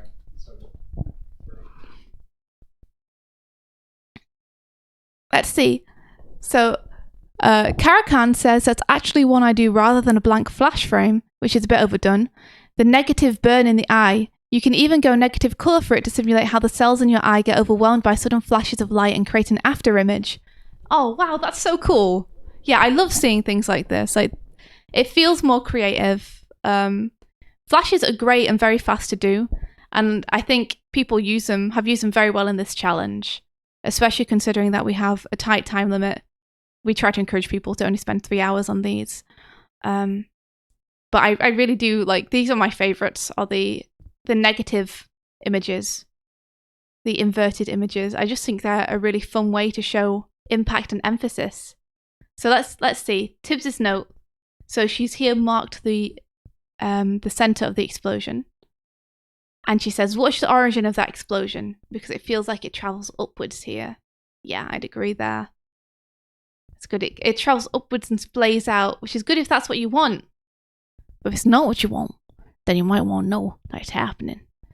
4 impact frames is a bit much here, but I appreciate the tenacity. Yeah, I agree. You can do 4 impact frames if you want, but usually you would keep it to fewer than that. 5 impact frames is pushing things. Yes, I know they're fun, but they lose the impact if you do too many. That's true. The important thing about the impact frames is the way that they create impact, and the reason that inverted ones create so much impact is because it's all in the contrast.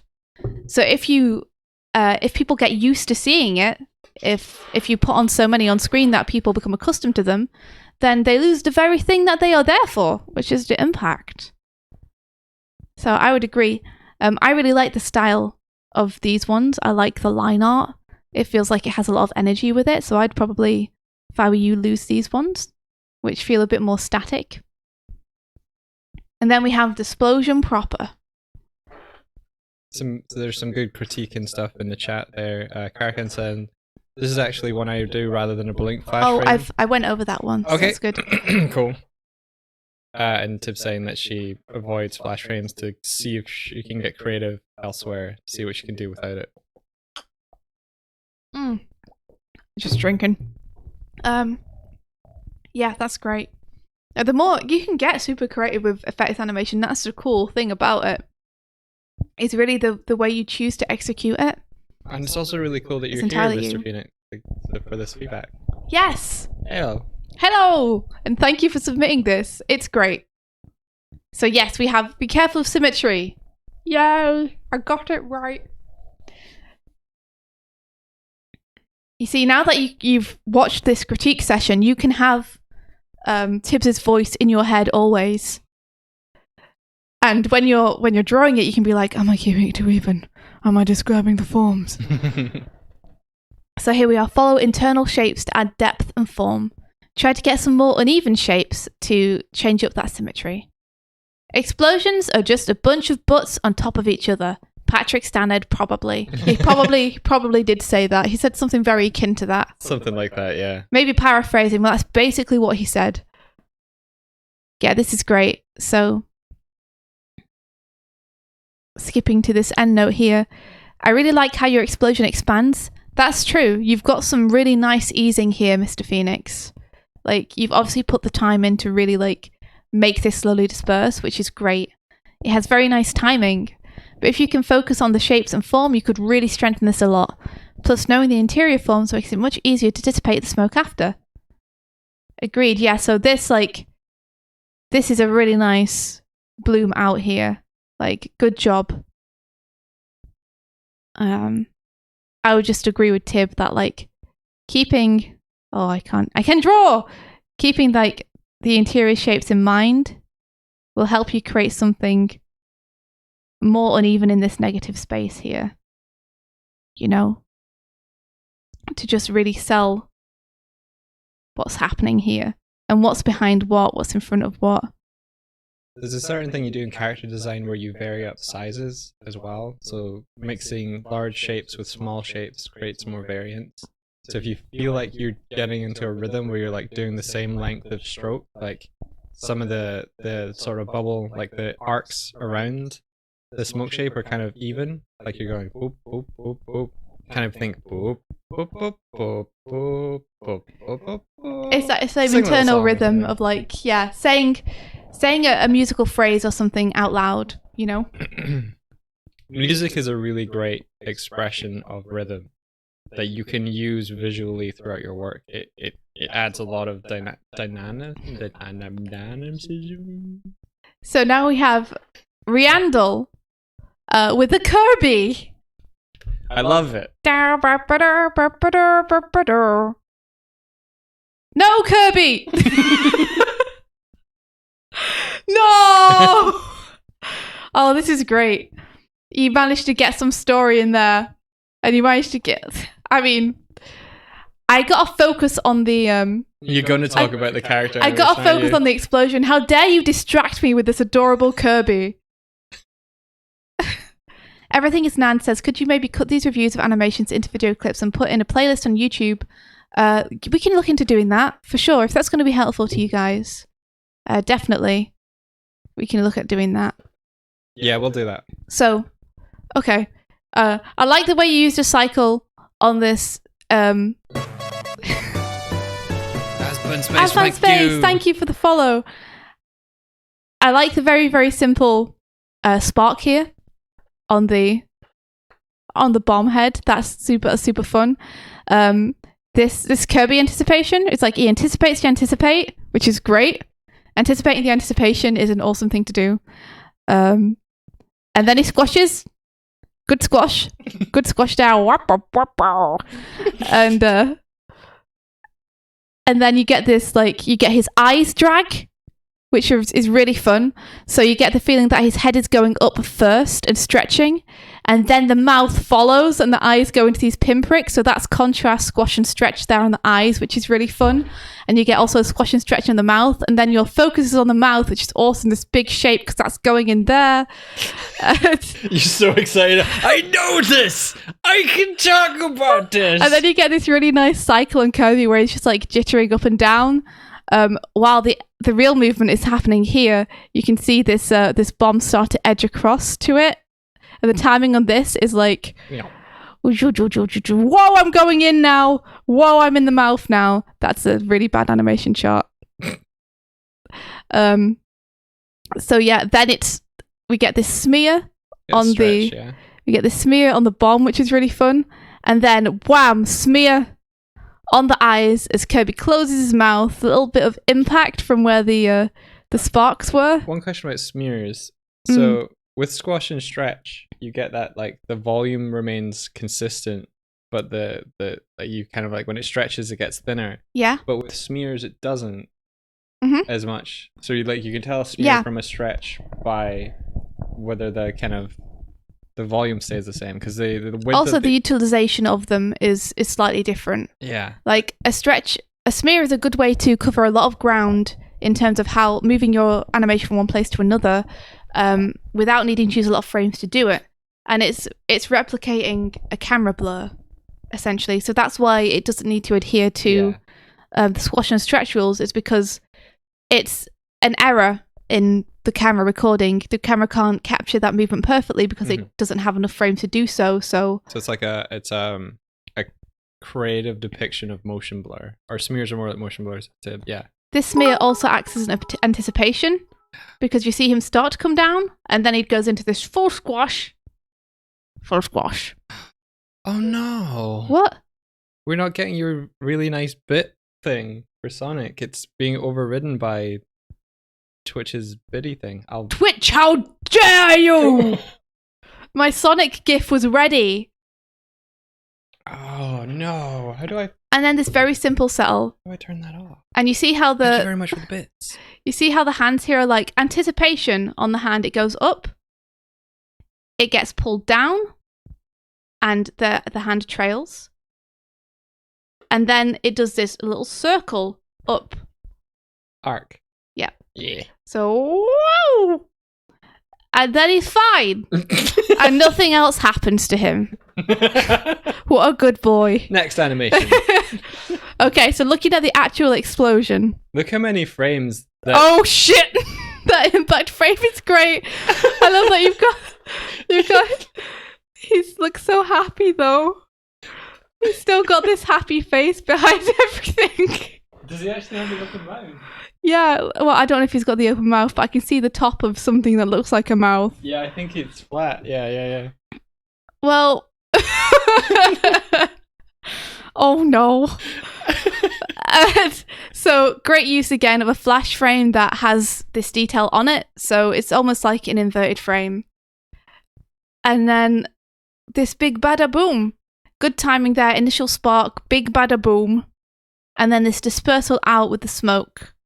Nice use of the color gradation there as well. Yeah. Going from bright to darker colors. So you've still got those like sharp shapes. So you feel the curved parts of the smoke follow those initial burst lines. Yeah, I'd say that given what your next frame is, that should probably be more like that as it pushes outwards.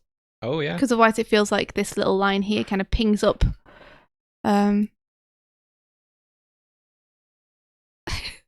This is great. I feel like it could keep pushing out here a little bit more without losing its shape. Like it starts to go a little bit blobby, which is nice, but I think it could maintain its form a little bit further out. It's nice that you've got these forms coming out here, but I'd love to see some like bigger internal form. Everybody's afraid of the internal part of an explosion. Yeah. It feels like a smoke bomb at the minute is what it is. Like there's an initial blast. My brain is going too fast for my mouth to be able to keep up with it. There's an initial blast, and then it feels like that's all smoke. So if you want it to all be smoke, that's fine. It would still have internal shapes, but they wouldn't be expanding as fast as if it were actually still exploding. Yeah. But you would still have those internal shapes in there. So just keep those in mind. Let's see, Tib, do you have any notes on this? Karakin says the creeping smoke in the ground is great. Yeah. Oh, Kirby. Oh, Kirby. Richard Williams. I don't think Richard Williams ever said that smears are bad. I think he just loves putting things on ones. And ones are great, but you know what else are great? 3s and 2s and 4s and maybe even sometimes 6s. Okay, let's have a look at Steiny. Great work. Great work there, Riandel. Made me cackle and laugh and feel bad for Kirby. Can we all agree that Kirby just farted? Yeah, he's fine. Oh, he's fine. He exploded. He ate a bomb. He's dead. So He gone. this is Steiny's. Nitroglycerin. So this starts off very well, as we can see. I'm sure nothing bad is going to happen. We have a box of nitroglycerin. Here's staging. And also just smears lose their impact if you use them too much. That's very true. 4 6s, no. What? But they're so good. If you try and add a smear to something that isn't moving fast enough, it won't feel correct. Yeah, that will feel strange. It'll feel like you're flicking through the frames of a camera that has captured something. So yeah, let's have a look at Steiny's. Unless you're going for a slow motion thing. Yeah. But then if you've got a slow motion thing captured by a camera. A slow motion thing would capture more of the motion. So it'd be a faster. Anyway. Tib says 4 and 6s are the best. If you can't make an 8 work, you're not cheating well enough. Well, then I guess it's going to be some kind of FX animator throwdown in the chat now. It's the war on which number of exposures to use. All right, let's play this through. I've forgotten where the play button is. You'd also have to switch off. Oh, there's no notes. There on it this is. One, I don't think. Okay, cool. Okay. You see, I knew that Steiny would get some story in there. Steiny can't do anything without there being story attached to it. I appreciate you, Steiny. So that's a nice bit of character acting at the beginning. I appreciate that. I've somehow managed to lose my mouse. Here it is. Okay. I like this character acting at the beginning. Steiny, this is super fun. So he's got cans of something. We probably know what it is, given what the box says. It's just tuna. And as he's getting out, he drops one. And then we have a nice cut out to this dude just sat on the sofa. Like, nice use of staging as well, you know? I'd say get some grids in there for this one as well, even though it's flatly staged, just so you know. But flat staging is great for comedy. So it was a good call to stage it this way with this like quite flat on sofa with this dude. I would move this guy on the sofa slightly to the right so that he is in line with where the can impact. So you get can, because he's looking at the can and we're looking at the can, and then you just sort of like put the dude slightly to the right, like there. Yeah, thinking of cohesion from scene to scene and how to stage things from scene to scene. Looking at where your eye is meant to track is really helpful. Yeah, I'd agree. I mean, the hand is close to there, so you could have it, because it's almost like he's maybe watching TV or something. He could be like flicking channels. So you cut to like his action, if you want to keep him stage central, like he's doing something, and then you sweep to explosion. You could just have the explosion happen here instead. Yeah. If you wanted. Or you could flip the entire composition, though I really quite like this composition, so I wouldn't want to mess with it too much, you know? Yeah. And then we have the explosion. So let's have a look at this. Whoop, whoop, whoop, whoop, whoop. We have the initial burst here. I like the way that you're distorting the environment that the characters are in as well. That's nice. Yeah. So we have these floor planes being distorted, which is great. Maybe think about having some asymmetric chunks kind of breaking off as well. I think that could add a little bit of impact. And then we have this big just boom. Yeah. One of the things is with the floor grid, you want to make sure if you set this up that you don't then just lose that feeling of depth with this bit here. You see how you have these connecting here to the floor, you know? You can see where they... Sometimes this pen just doesn't work. You can see where they connect to the floor. And then it feels like this has come way further forward here. It feels like you could get some more depth in there by having like these chunks maybe be blowing outward from the floor. Maybe have the explosion travel along a bit so you can see it go off frame more. Because again, that will avoid flashing. So rather than something just popping from one thing to the other, it feels like there's a progression as it goes from here to completely covering the camera. So you can feel it like travel across the scene. You could almost have the parts, the blocks coming towards you. And then as they're coming towards you, the smoke overtakes them. So the shapes recede as the smoke goes like through them, and then you can have the smoke come like in front. Yeah, you could have their silhouettes disappearing into the mist. And then you have that contrast between large heavy shapes being affected by the force and the lighter shape of the smoke just having that overtaking speed, and then you have that contrast of elements. Yeah, and I like the way that you've set up these bits here, zooming out. The thing is, if you set something up, again, you need to be able to pay it off. So if you're going to set these up, have the trails continue off screen. Like, it'll give you great contrast to the explosion too. I haven't drawn them in quite the right place, but you get the idea. Because the explosion is having such a big change from small shape to big shape, having something more consistent going on at the same time is going to give you some nice texture of timing. It's going to give you some nice offset timing. Because there's lots of things here which appear on screen for one frame and then are gone. But you really want to follow those through, you know, with having you able to trace the trajectory with your eyes of them while this explosion happens. I can see that these forms feel like you know what's going on with them, which is nice. Like, I can see that this form is consistent. It loses it a little bit here as things start to push upwards. You probably want to show this circle here, this circular pocket of air being pushed upwards. Hey, Space Dad, we're doing the Animate challenge just now. So it's cool in the stuff that you're doing in your own time, but you're kind of having your own conversation over there. If you want to engage and like talk about Steiny's animation or what other people are contributing to the feedback, that'd be really awesome. I'm just going to continue. Give it this. Yeah, so you've set up this nice like explosive bit here, and to see it like push away and be pushed upwards would be nice.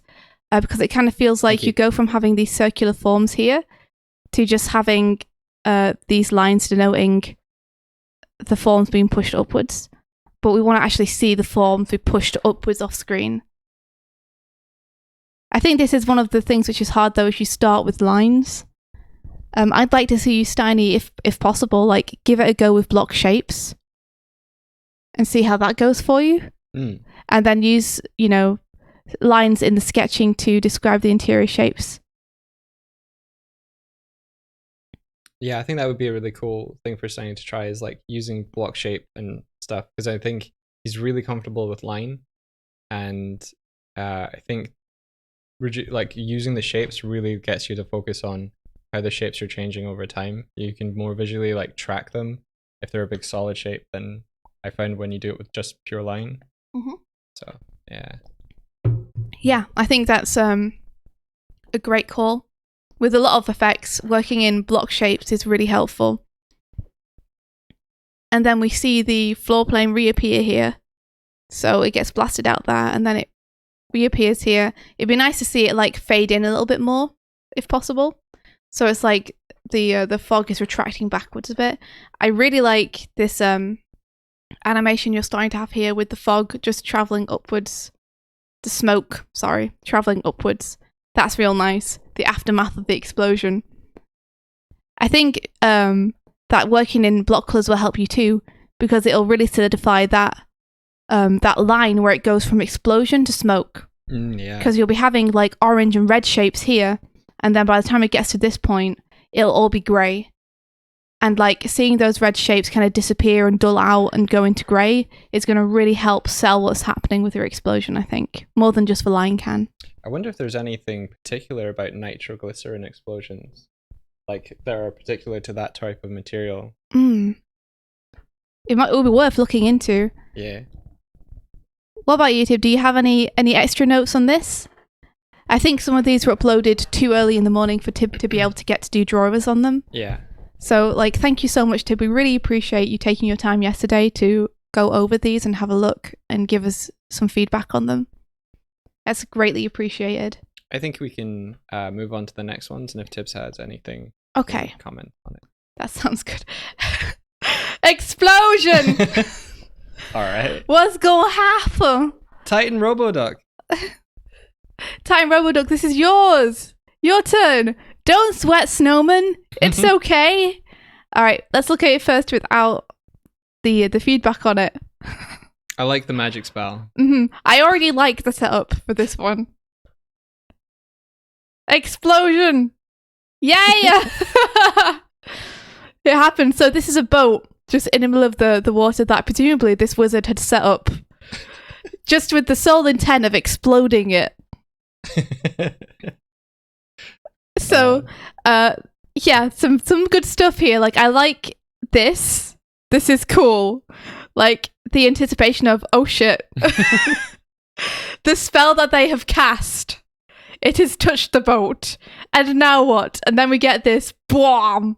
This impact frame. It's really cool. The way you've, like... I just really like the idea of having this thing connect. Then you have a second to just wonder what's going to happen now. Tibbs thinks her notes might have been shifted again on this one. Okay, don't worry. I think we'll be able to figure out where to put them. And then we get this explosion bloom up. Like, super good. Let's have a look. Let's have a look at Tibbs' notes. I will move them to their correct place. I have to turn them on. There we go.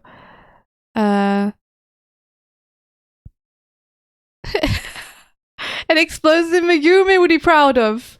I don't know who Megumin is, but that's cute. I think that might be the anime Konosuba. If I'm right, like Orlando had a visible reaction.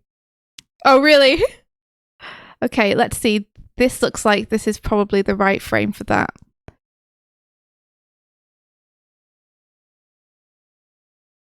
Let me just get this right. I need to get it in the right place. Oh, I need to get it in the right place. Whoa! Tib, whoa! Whoa now! Hey now! Yeah, I think that's that one, maybe. Okay. Let's have a look. Oh, that's a good idea, Tib. Just after this thing connects, you get a water ripple to show it's connected. That's nice, That's cool. That's real cool. So that's showing the environment being affected by it. And then this is like an impact frame. I always like fight choreography that takes the environment into account. If you've ever seen Monty Oham's work, he's always, like when he was working, he's always really creative to have the fight scene take place in an environment that he can then utilize within the choreography. I think if effects animation is great when you like synergize what's happening and have things in the environment react to it. Like yes. That choreography, like Karakin was saying, you're dancing with someone else's animation. Like you can use the environment to help sell the 100%. We're all trying to plus one another's work because we want to make animation that knocks people off their feet and blows people away. And to do that, we need to bring every ounce of everything we have. And so if you don't want your animation to look like it's cells laid over a background, to have it actually affect things within the environment can really like punch up both the believability of it. It's kind of funny to watch old animations where you can see a background element is gonna get animated and you're like, that looks a little different from like when a door is gonna open or something. You're like, yeah, that's an animated element. That's a cell on top of a painted background. Yeah, I mean, I'd like to do that a bit deliberately in Mystic Crystal. Just like have things that are very, very obviously going to move. Just be like, yeah, that drawer is outlined in black. Weird, huh? So Tib suggests an exclamation point on explosion, which I'm behind. It changes it from explosion into explosion. So yes, that's a good. And then we have this lovely smear. Yeah, like that has so much more force and dynamism behind it. I really like the line that you used, Titan Roboduck, but I think we could plus that into something where it really feels like there's a force going downwards. And then Tibbs added this impact to the boat. Cool. And this, which I think adds to the ominous feeling because the impact happened, so you feel like something should trigger from that, right? Yeah. And then you have this dispersal of force into the water, so you know physically something happened because the force is being pushed outwards into the water, and you also get that feeling of 3D with the environment then, because you know you can see the perspective on this ripple in terms of where it is compared to the boat, so you're really showing like the planes of the background there. I would always suggest, like with backgrounds, give yourself a grid to work on. Yeah, it helps the horizon line. Yeah. That's a really bad indication of a grid, but you guys know. Terrible. Look, dude. Oh my god. I'm not a grid machine. I get my grids from the internet. And then we have this amazing impact frame. Tibbs loves impact frames. This is great. So, yeah, we have these wonderful rings. I mean, the coolest part for me is the fact that you change the silhouette of this static character to then be like, Hah! So the black forms pulling away from the character silhouette, that is the absence of light. So the light is being emitted from the explosion. It's hitting the form of the staff and it's not making it past. So you've almost like, if you think of it like these light, I'm trying to think of the word. Shadows. They're literally like volumetric shadows. Yes. The same way you would have like a lens flare glint off something. It's kind of like a darkness flare in a way. Yeah, it's literally that area of space doesn't have as much light as the others, so it extends from the source that it's obscuring in relation to the source of the light. It's cool. And you can see how everything that she's done too is motivated from this central point where the explosion originates from. Yeah. So that's a great thing to keep in mind. And she's keeping this shockwave going. And she's also showing the difference between the impact of this. Shadow rays. Okay, is there an actual term? Oh, nice. Cool. Yeah, the opposite of God rays. Thank you, Karokan. So, the impact of this is shown in like how wide a ripple we get here. And then we get this wider ripple, so we know that something's going down, and you would keep this dispersing through the next frames, like you would keep this traveling toward the camera until it's off cam. Space Dad asked whether these sync sketches would be made publicly available. If we can do that, yes, we'll try and do that. If it's possible, I think it's possible for you to just link to a sync sketch playlist, and even if people don't have an account, they can just go on it. Okay, yeah, we'll definitely do that. I think so. So you guys can just look at these notes yourselves and like scrub through them as well. So loving this broccoli explosion because it has interior shapes. Agreed. So look, you're describing the interior shapes really nicely here. So good job there, Roboduck. Yeah. You see here's the indication of the dispersal of the water here as it gets pushed outwards.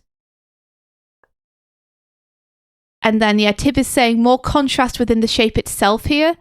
So one of the things that I noticed with yours is it feels like there's just a few drawings that are scaled up. But because we're manipulating forms here, the energy and the forms have to go somewhere. So they wouldn't just scale up width-wise and height-wise, forces would push bits of them up and other bits not so much. And so the shape itself would need to distort in order to feel like it's realistically like growing and being pushed up, because otherwise you're losing the feeling that there's a consistent volume there that's being distorted, because it feels like the volume is just exponentially getting bigger rather than the volume expanding outwards because it's being pushed by force.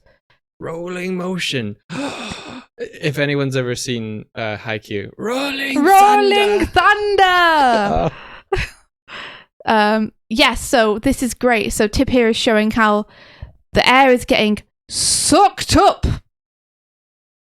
and then it's expanding here. So you want to like narrow this broccoli stem. Broccolis are great. I love broccoli. Narrow this broccoli stem here, really squeeze it in. And this is going to, over the following frames, this is going to balloon outward. And this is going to keep like, this tunnel is going to keep getting gradually taller and push in. And you want to kind of try and maintain a similar volume through this. Yeah. From what we learned earlier, it's the heat from the explosion rises and the space that is left by the heat, cold air rushes in, and the force of the cold air presses against the smoke. And it's only got one direction it can go, so you've got that cyclical motion. So the reason that's narrowing is because there's an additional force pushing in from the surrounding air, filling that pocket. In fact, this will be pulling like the water back into, this space is sucking upwards. That's the point. So you could even have this ripple go out and then come whoosh back up. Let's see. So an explosion Megamin will be proud of. Try to get that dust cloud to start a bit faster and really slow down towards the end, and keep pressing your shapes to make them nice and dynamic. That's true. Like when it comes to mushroom clouds, it's hard not to keep them symmetrical, but you can work a bit with these shapes to really try and like get something that feels a little bit more dynamic. Broccoli. Just to study broccoli. Yeah, in fact, maybe just look at some broccoli. That's good stuff. Yeah, and in terms of the spacing that you have, it does feel quite even at the minute, which could be okay because we're looking at this from far away. But ideally, you'd want this to start larger and then slow down as it disperses. Again, like initial energy burst, and then a lot of the other stuff is like followed through in that initial burst of energy. Great work, RoboDuck. You did it. You did it. When you look at those atom bomb tests underwater with the destroyer being picked up by the water, it gets sucked up by the explosion itself. Oh. Okay, so now we got Afro. Afro-splosion. Let's have a... Oops. Can I just say that I'm really impressed with the number of people that have found the challenge and have submitted. Yeah. Like, thank you so much. Thank you guys so much. Like, it's so cool to be able to look through this stuff. And we really appreciate it. When we started this challenge, we weren't expecting to get so many people actually engaging with it. And it means a lot. It's really, really cool.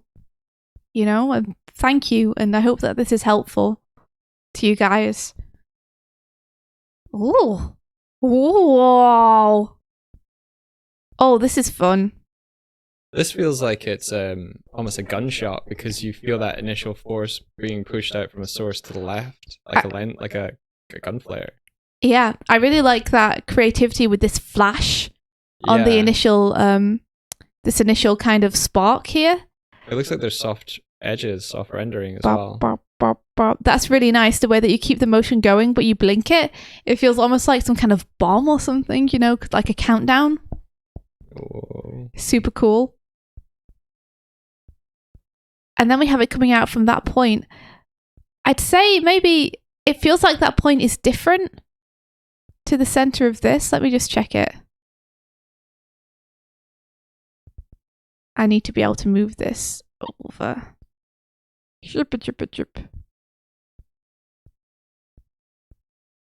It's the same. It's exactly the same. Oh. It just felt different, but it's exactly the same. Okay, let me I wonder if it push feels that back. different because the majority of the like the center of the mass feels like it's shifted over to the left.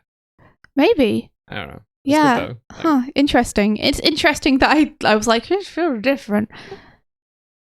And then we have this. So we have. It's almost an ease in. It's definitely got an. It eases into the last frame there. It's almost an ease out.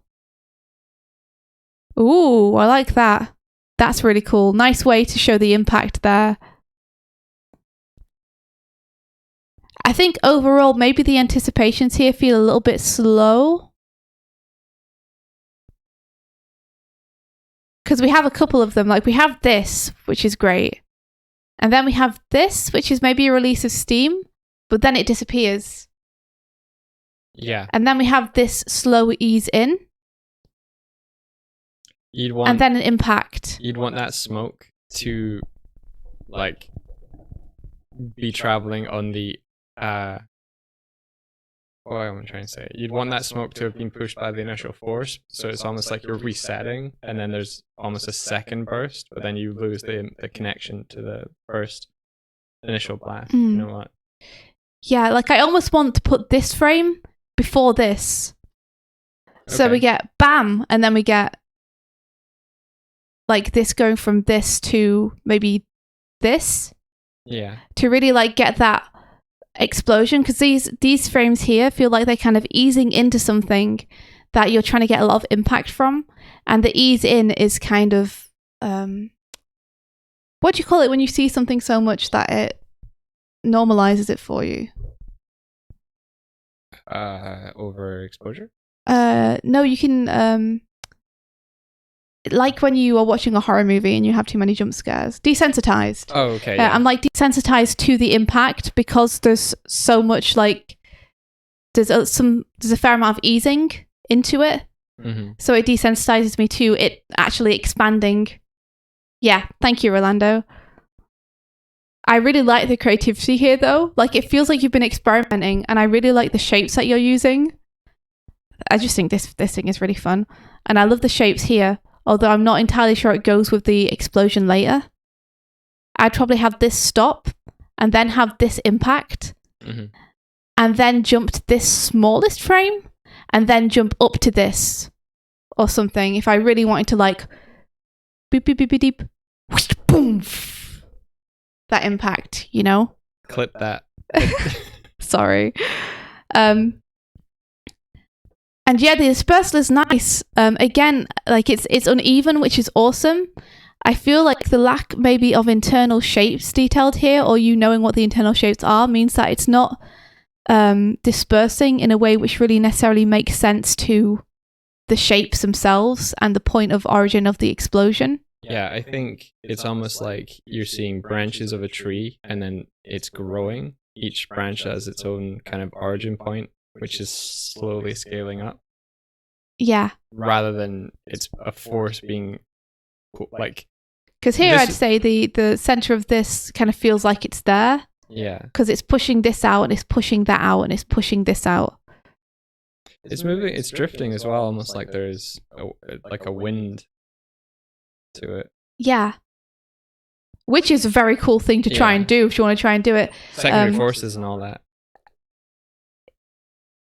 Like this, looking at this bit of negative space here, like it travels downwards, it expands a bit, it travels to the right, then it widens. Here's the thing, if you want to try that particular kind of smoke, like you're doing there with the different groups having different origin points, you could have separate, like a cluster of explosions, and then have those separate. That's true.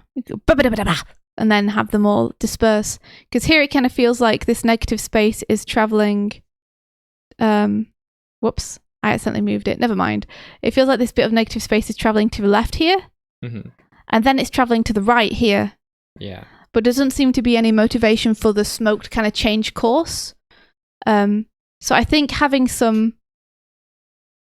building in some like interior shapes here to abide yourself by. So they're referencing the 1-3-2-4 rule again. The initial blast the short staggered anticipation, and then the sudden outward force. Yeah. I need to go look up what the 1324. If that's a description of the 1324 rule, that's really awesome. I'm gonna find that book. And, yeah. Ooh, I looked back and suddenly there's pockets of stuff. Yeah. So yeah, you want, because once you have something like this where you're like, okay, I understand like what's behind what, like you're building in depth here. Yeah. Where you're like, okay, that's behind that, but maybe, maybe this is in front of that stuff. I think you're really quite good at that. Nah. Look how even this is. This is rubbish. Do it less even than this, guys. Do it better than this, okay? But once you have that, you can start to make sense of like where those would go. Where did they move from and to? Yeah, where did they move from and to? The reason straight ahead is so effective for effects animation is you kind of start from the origin and you carry it through. It's a lot more difficult for me to think about it when I like do a frame and then I have to adjust an effect I've just made. Often I would start again and go like, okay, what if I applied this sort of different rule and just carry through the motion and see if it looks any better? Yeah. Which is not an efficient way to work, or maybe it's more efficient than trying to go back and fix it. You can refine and carve the shapes, but I think if you've messed up the initial motion, it's almost often better to be like, okay, that didn't quite work. Try another quick rough motion again, and then try and stylize or adjust the shape. Yeah, so maybe next time, Afro, just try giving yourself another color on this pass and just really like try and use it to describe the forms and what's going on with them. Because I think that will like really push you to have to figure out what the internal shapes are in a good way. So I think it will make a huge difference and step up your next explosion that you do. Yeah, like how do you plan for two forms to collide? It's ahead of time. It's kind of this reaction process. But awesome work, and thank you very much for taking part in the challenge. Afro. That was Afro Ampharos. Yes, and then we have Doig, who we've been over. Yeah. You had your time. Skip me. Explosion. Tib. Wait a second, I can't play it. Tib, did you put a GIF? Did you? Tib, I can't play it. Yeah, it's a GIF. GIF no work, Tib. Could download the original file and have a look. Yeah, okay. Oh ho ho. Oh ho ho ho. There we go. Here we go. So this is... Oh my gosh. Ooh. Here you are, guys. Get a load of this!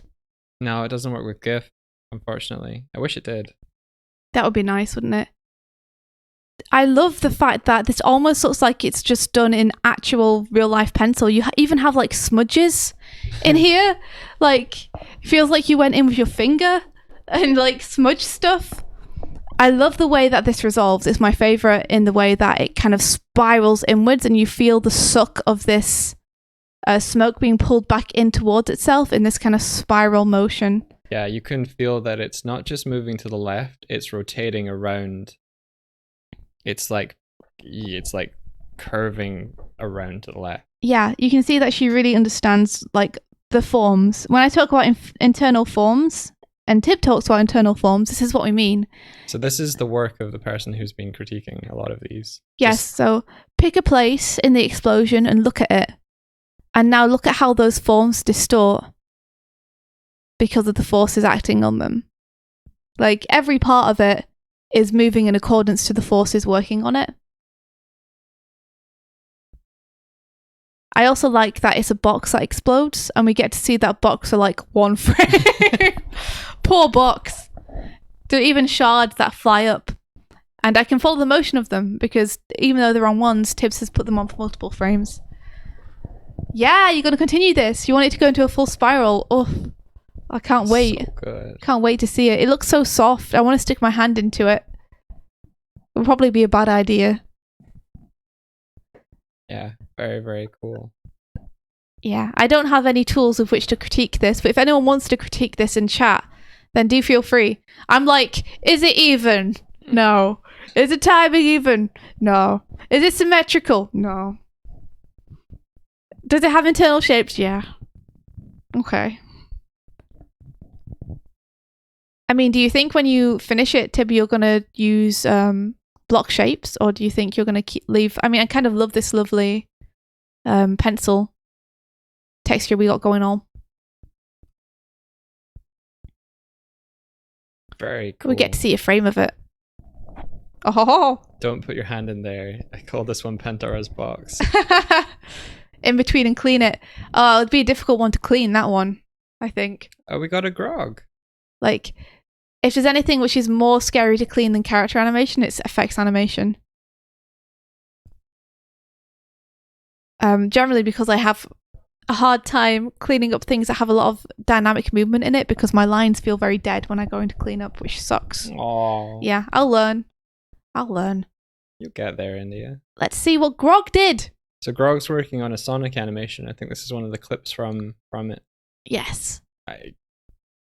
Ooh. Perspective gritty. It's true. So I'm assuming that this is almost like a bridge. So this is spilling over the edge. Yes. Yeah, the smoke is physically reacting with that surface, which is nice. It is nice. The thing that I can see about this that I think I would want to change potentially is I really like this spilling over the edge. I think the main bulk of the top of this explosion, I think I'd want it to travel up a bit longer.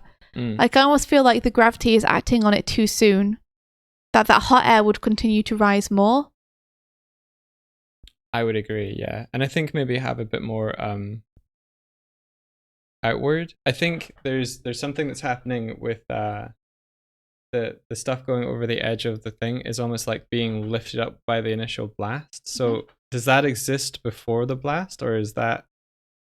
Because it's strange that it's sort of like... I don't know if it's just the initial thing we're seeing, but I would want it to sort of like shoot out to the right first and then fall over the edge. But it feels like... It's weird. It feels like there's a draped cloth that's getting picked up by the force of the blast. Oh no, it doesn't. It feels very foamy, doesn't it? It feels very it feels very light and airy. Like a piece of cloth that's kind of being picked up and then let to settle. Whereas I think if you didn't have those... Wow!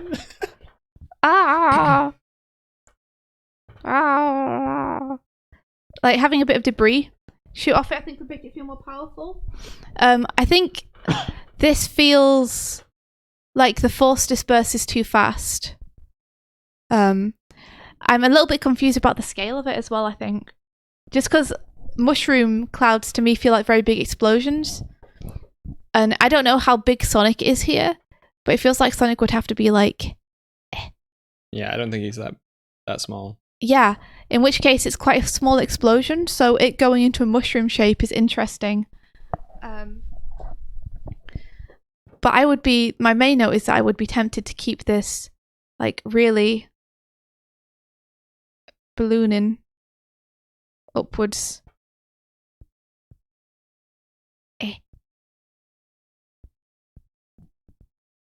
While it disperses. Get some shadow underneath there. Seems like the perspective grid could use some work too. The perspective grid is a little... Yeah, because... A little... Each horizontal line on a perspective grid needs to have a different value of vertical space to communicate that it's like receding into the distance. So if you remove that bottom, you just have to space them like they were getting larger. Yeah, it's a slightly uneven grid. Yeah, if you...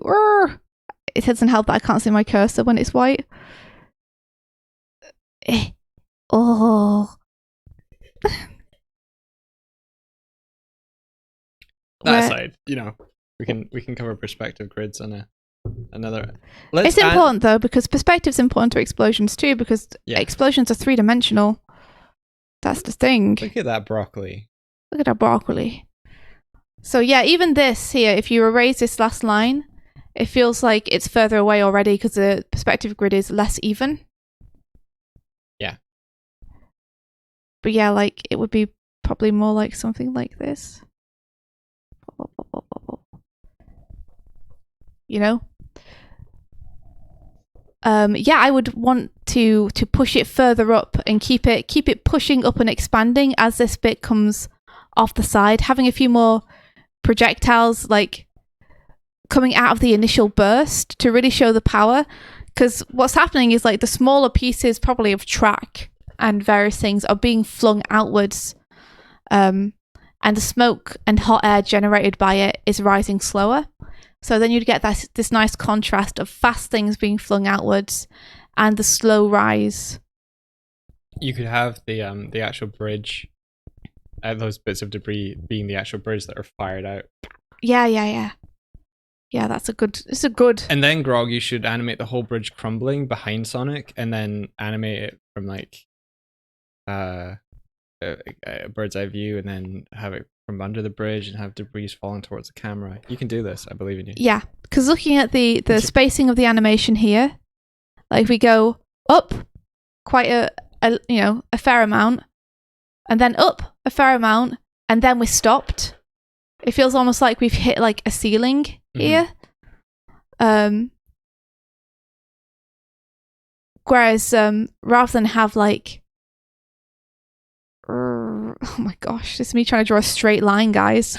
Rather than have spacing like this, where it's kind of even, and then you're like, oh, but then it stops. You want to like really smooth that out to be more like wham, and then wham, and then wham, and wham, and wham. A good technique when it comes to easing is like to keep halving things. So come on, draw. Is it being there? It is. Okay. So this is half of this, and then okay.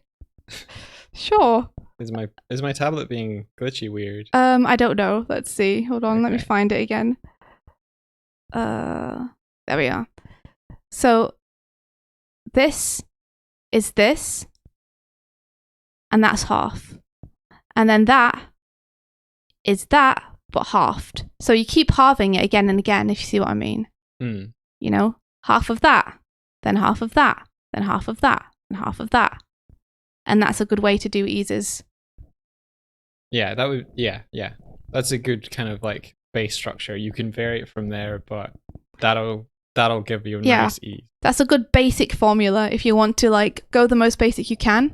In terms of explosions, you really want that initial burst to be like big.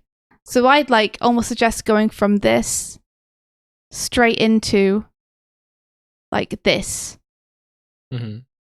To just make that a bigger boom. Because at the minute you're kind of easing up into it. Yeah. Again, the formula that we were told earlier is probably a good one to look at for this. The 1324. Okay. I don't feel like I understand that yet, but I want to understand that. I think it's like you go, oh my gosh, you go like small 1, and then like 2, and then you anticipate again. 3, and then you're like 4. Okay. If you see what I mean. So just like the smallest possible thing, and then a bigger thing, and then the anticipation happens. Where it almost gets sucked in, and then you're into like, now it's massive, now's the big bada boom explosion. Okay. I get it. Does that make sense? That makes way more sense now. Thank you. Thank you, Rockin' Broccoli Tree. You're welcome. And a 3 can also be where your flash is. So this can be like, you know, big white flash screen. Gotcha.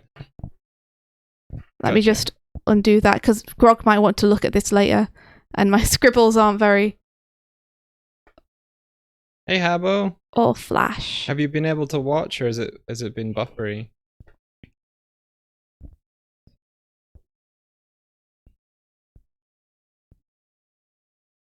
Big bada boom. No, 1, 3, 2, 4. Sorry, I was just thinking in terms of these are the frame numbers. They're the steps. They're the steps. Through. Yeah. But yeah, I should adjust that, because otherwise it's very unclear, especially if you listen to it with us talking about it and saying, yeah, 1, 3, 2, 4, right? And then just writing 1, 2, 3, 4. 3. I'm trying. This tablet. Really? Oh man. There we go. And that is all of them. Wow, guys, it's 11:37. Jesus. Wow. Thank you everyone who submitted work. I'm like so floored and bowled over that you guys There's submitted. one more. This much. Okay, let's have a look. We're not. Oh my. Okay. Good. You guys want to see something cool to finish it off? Can I? Oh. This is one that I'm not going to be able to give much critique on because it's beyond my expertise. But if you guys in chat want to give any feedback on this, then please do. I can't. Here we are. Yet, but... So this is Porky Boy on Twitter. Look at that. So much impact. The way the robot reacts to that impact frame. Okay, let go of your mouse. I need to get it. I need it. Can you put us back onto chat? I can. Okay. Okay, guys, let's have a look at this. Let's have a look at someone executing well on everything that we've been talking about. So here we go. Enters frame. Nice shapes. Very unusual. You can feel like this thing is spinning as it's going and it's leaving a trail. You see how the white spinning thing is adjusting and it's almost like a smoke trail following it? That's cool. Mm-hmm. Okay, we're going to have impact. Here we go. So inverted colours for impact. Only on the impact itself, though, not the whole screen. Oh. Oh. Oh. Oh. Then we have this like almost sparkle gleam that we saw earlier from people that was using as an anticipation. That spins and pushes outwards. Then we have this it's almost like an inversion of the inversion, you know? Yeah, you have a second shape that reinforces that first black cross. But we feel like it's getting bigger because it's reinforced by that the round shape behind it. That is bigger than anything we've seen so far. Then we have that flash, only that. I think that's off center because of the camera shake. Yeah. That's fine, that's good. And then we have like this big burst outwards. And we see all this wind that was established here start to circle. Oof, look at that. Spinning. Got all these gorgeous colours. Look at all these gorgeous block colours. Wow. Spiral. Impact frame. Oh. 2 of them. We get 2 of them. Flash. And then the resolution. I really like the spiral motif. Me too. I feel like these shapes here that we're seeing. Now look at this slow dispersal happening. The slow dispersal. I feel like they're a little bit disconnected from the spiral theme, but they're still gorgeous. But you know, I'm trying to find things. Here comes the spiral. There you go. See, now I feel it. And now we have the actual explosion. At almost 3 seconds in, the explosion actually happens. The smoke. Finally. And look at the unevenness of this shape. Like it feels very organic. You feel like these bits are blooming out towards you. This is Z-depth going on. These bits are behind. The overlap being used here in the drawing is showing us exactly where everything is. Yeah. One thing I would say that I think would plus this, because it's already looking fantastic, is I want to see I want to see the smoke shapes being affected by the volume of the robot. So I want to feel that the smoke is hitting the side of the flat the curvature of the face and rolling up it and over. Yeah. And I want to feel it hit the shoulder, disperse and like go down and then get pushed along. Because right now you've got this really cool shape of that robot, but the shapes that are exploding outward on top feel like they're on top of rather than in the space currently. Like you have really cool shape design and like motion here. Yeah. But I want to see that get pushed to actually be physically reacting to this robot because I can see you got the skills to do it. Yeah. Even if you are still having this stuff pushed forward, you can show behind what's happening with this smoke being affected by the shape of the robot. And let's see, we've got Karakan has some advice. The only thing I can see that both pauses are the same length. So we have some pauses in here. I'm trying to find them. Sorry that the animating challenge is like over the top of this. There we are. Yeah, so I would make the second one slightly shorter, so boom ba dim rhythm instead of boom da boom rhythm, I guess. Or rather than boom boom dim, you'd have boom ba dim. Oh, which is more interesting, you see? Yeah. So yeah. Yeah. Boom ba dim. When you play at a normal speed, it's more apparent. Let's have a look. Yeah. Boom ba dim. But you'd want boom ba dim. Maybe instead to make it have a bit more texture and make it feel less even timing wise. Like, glorious work. Seriously, it's very, very, very cool. Like, great stuff. Very impressive. Tibbs is saying I would love to see the explosion self-lighting itself instead of just having a pillow shading on the individual sections. That's, yeah. Especially when it comes to these parts. Everything feels, everything has been coloured orange with this white glow on the outside. Inside. There's a white glow. On the outside. Oh, okay. Sorry. No, I see it. And it, yeah, like Tibbs said, it would be nice to see this bit, and for me too, especially this bit, to have more dynamic lighting so that you're sculpting these forms as well and showing them more in space with how they're lit from within. Yeah. Like if you would want to draw actual shading on there. There's a lot of interior detail there, but with the lighting it flattens it out a little bit more. Yeah. Like you could use the underside of a lot of those forms as your guide for if you picked a lighting source, maybe slightly where the impact is. Yeah. And then you could have where they're exploding from. You could have lighting on the bottom of here and lighting on the top of the bottom clouds. Yes. And it would feel like it's being lit like through the volumes. Ooh. And ooh. yeah, agreed that it's top tier nitpicking because, again, like, people were encouraged to do this in 3 hours or less. So there may not have been time to do that kind of shading. But if you wanted to plus it, then I think those are great suggestions and real good feedback. This makes me want to go and see more of their work. If we were talking about like go check them out. Yeah, this is Porky Boy with 2Ks. This is the sort of thing if you like put out there gets people to go, what more have they done? Oh, yes, I follow them on your account. That's good. Cool. Thank you. I thought I'd follow them on the Doig Swift account then for a sec, which we're trying to keep like very, very clean. Oh yeah. Yeah. Yeah. So like fantastic work, guys. Okay. I'ma set the next Anna Morning challenge.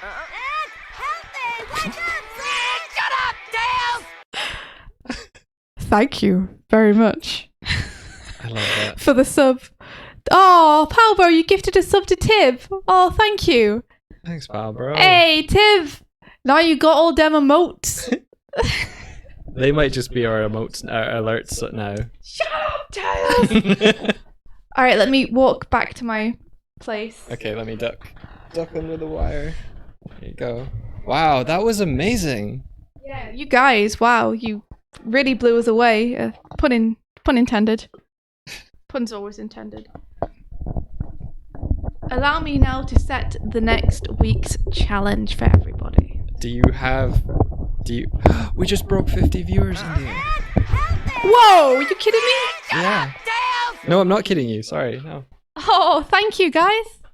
And hello, everyone. You're just in time to be challenged by me. I'm so grateful. We're so grateful as well for Tib for taking the time. Yeah, thank you so much, Tib. Last night to review the entries, and thank you for popping by as well, Karakin, and to offer your expertise. I think this has been a really special Animorning challenge for us. Very enlightening. I've learned a ton just from looking through these and hearing the feedback. Yeah, thank you, Tib. Thank you, everyone in chat as well, and Karakan for helping us out with feedback and being so patient with us. I know that this has been a long segment. We just spent almost 3 hours on that part alone. Well, then let's not spend any more time. It's time to issue the next Animorning challenge. So, for those who don't know, the Animorning challenge is a weekly challenge that we host, and you have till next Monday to complete it. We encourage people to spend no more than 3 hours on it because we know you all are busy and you have your own personal projects that you want to get on with as well, so we don't want to take your time away too much from that. But they're small exercises which are designed to push your skills, give you something fun to work on, hopefully give you something that you can add on to your reel afterwards, and things that we will then review each week on the Monday morning stream like we did just now. Occasionally we'll have people on helping us review stuff, because they won't be in our expertise. So this week's challenge, let me send this to Mike. So this week's challenge, we're pinging back to character animation from effects, because I want to try and alternate those two. So we get some acting, some action in, and also some effects work. Ooh, just so we're keeping it interesting. This week, I want to try something that I did a while ago that I think you guys will find really fun. And it's to find a comic panel that you really like from one of your favorite comic books and to animate it, essentially. Do it how you would see it moving in your head. Now, this is a great challenge not only for coming up with interesting motions, but also because when you're working in animation, a lot of the time you have to adapt your style to fit the show or series that you're working on. And people want you to do your character animation or your effects in certain styles, and this is a great way to do something very small and manageable, where you take something that you admire or enjoy looking at or reading, and you try and emulate that style into animation. I think that's really, really nice. So I've kept it rough here. This is a panel from Extremity, and if you have a look at the tweet I sent you, Mike, I actually show the panel underneath it so you guys can see what I was working from. This one took me 2 hours, I think, to do, so you guys can keep it super rough. It's interesting you've used the succession of 3 panels, almost like boards, and animate the motion between. Yeah, so you can do like whatever character you want, so long as you love it, so long as it's something that you're enthusiastic about. Extremity is an amazing comic, by the way, you should all read it, it's fantastic. Written, drawn by, I think it's Daniel Warren Johnson? Yeah, I did it in 2 hours, but you can see there's a lot of shortcuts there. Like, a lot of that stuff is repeated drawing of me rescaling things. Sorry, I'm just noticing. Havels put a dog gif, just drawing at that. Nice. Oh. Yeah, there's actually a link to me doing it in the underneath the thing, if you guys wanted to see the process. Daniel Warren art. Daniel Warren Johnson. But yeah, it should be really fun, so just have fun with it. If you can only get keyframes done, that's okay. Hinka Pink Art, manga is comics. Comics is manga. They're the same thing. Yes, manga is totally fine to do. Any kind of comic / graphic novel / manga that you wish to do, go for it. You know, as you can see, I've only done the character here. I haven't done any background or anything. So, you know, try and keep it simple for yourselves. Could you guys get a link for the feedback page? Yes. Let's see if this works. Space Dad says, I think I might use Nihei's Blame with that ridiculous gun that shoots miles long beam. Do it. Do it. think if I just... I think you can do Girl in the Glim if you want, but you might make me cry on stream, and you don't really want to do that, do you? You don't want me to get all emotional and weepy in front of all of you. I'm just gonna link, like, maybe if I... Is this the main one?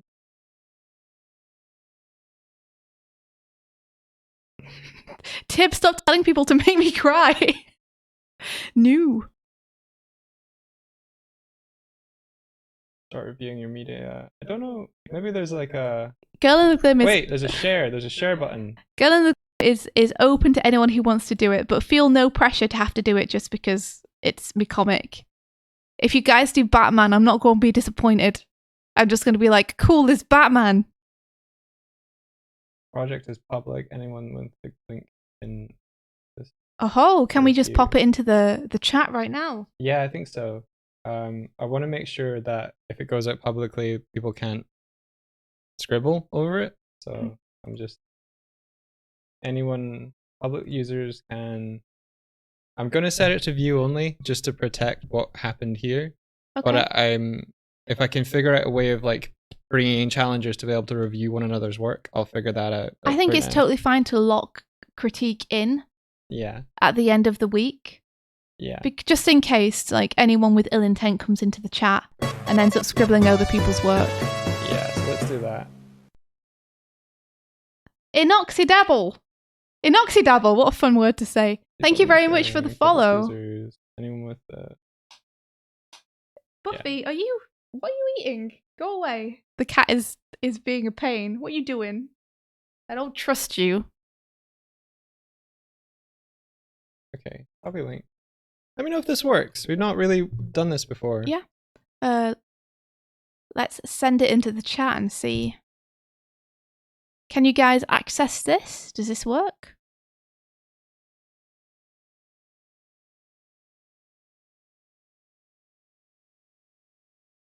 Bum bum bum bum. Cat wants her own review of how much of a cat she is. Rate my chicken time. She's such a cat, you guys. She's like the cattiest cat I've ever seen. You're such a fluff. She loves to do that thing where she comes up behind you looking really adorable and then she sits just out of range of your fingers and you try and stroke her and she just stares at you and then walks off. She does it deliberately. All right. Let's see. Everything is Nand. You forgot to tell us about your comic. Do you have a link to it? Space Dad says, yes, I'm able to join it. Thank you very much, Everything is Nand. You can access it, but you can't scribble. That's perfect. Yeah, fantastic. So we'll probably like upload people's stuff to Sync Sketch throughout the week, and then if anyone in the peg bar or anything wants to put notes on them, they can. But we'll lock it at the end of the week to make sure that there's no way it can be sabotaged. Yeah. Just in case. You never know. I trust everybody here. But I wouldn't want the public link getting out there and then people like losing all the feedback. Because people want to draw penises on everything. Not that that's a bad thing, but it's not appropriate for only animation. When appropriate. Continue. Yeah, we can check your comic. Why is that? It didn't go through. 1 second. What didn't go through? The link. Okay, I've got your comic now. Everything is Nand. Do we want to look at the comic now or off stream? Off stream. Considering we've been going for such a long time, I think we should hand you over to someone else because there are things that I need to do today for my day job. Yes, we got to go. We have to go, but thank you so much for like hanging with us all this morning. It's been 4.5 hours. Holy guacamole! It's been fun though. Been fun and valuable, and that's what we're trying to be. It has been fun and valuable. It does make me think maybe next time we should just start with the critiques. Yeah. Because it was meant to be like a short thing on the end of our streams, but if it's become serious, if it's become something which is going to be an hour long or so every time, then we got to get serious. Then we maybe should just start with it, and then if it underruns, we can do stuff. But if it overruns, then it can just be a stream about the feedback. Okay. Okay. Cool. Okay. Yeah, we was gonna pass you on. Let's figure out who we can raid. Who is streaming out there? Who can we send you to? Who is making wonderful art? Oh, Clyde is. Oh, let's send you to Clyde. Clyde was hosting us. That's true. Yeah, let's It's super, super kind of him. And Clyde is an incredibly skilled animator making a very, very cool film. If any of you all have heard Bitey of Blackwood, then that is Clyde. He is not ending soon. Yes, to Adam. He's not cool. He's also in. Oh, thank you, Brackenwood. Excuse me, I said Blackwood. Yes, Brackenwood, which he's been working on for like 20 years or something now. 20 years? Something like that. Not the film itself, but not Brackenwood, the, the series. But the kind of general concept and everything. Yeah. So yeah, good luck with all of your animating challenges. Comic pages animated. That's an inspired theme, India. I like that. I think it should be fun. So I hope you guys have fun with it. And may the rest of your day be filled with adventure. Take care, everyone. Bye-bye. I'm initiating the raid. I forgot. Now we all have to sit here with each other for 10 seconds awkwardly. But we get all of the people's messages. Adventure. Goodbye now. Goodbye. Goodbye now. Goodbye. Goodbye. Goodbye now. Goodbye. Thank you, guys. Thanks so much. Take care, everyone.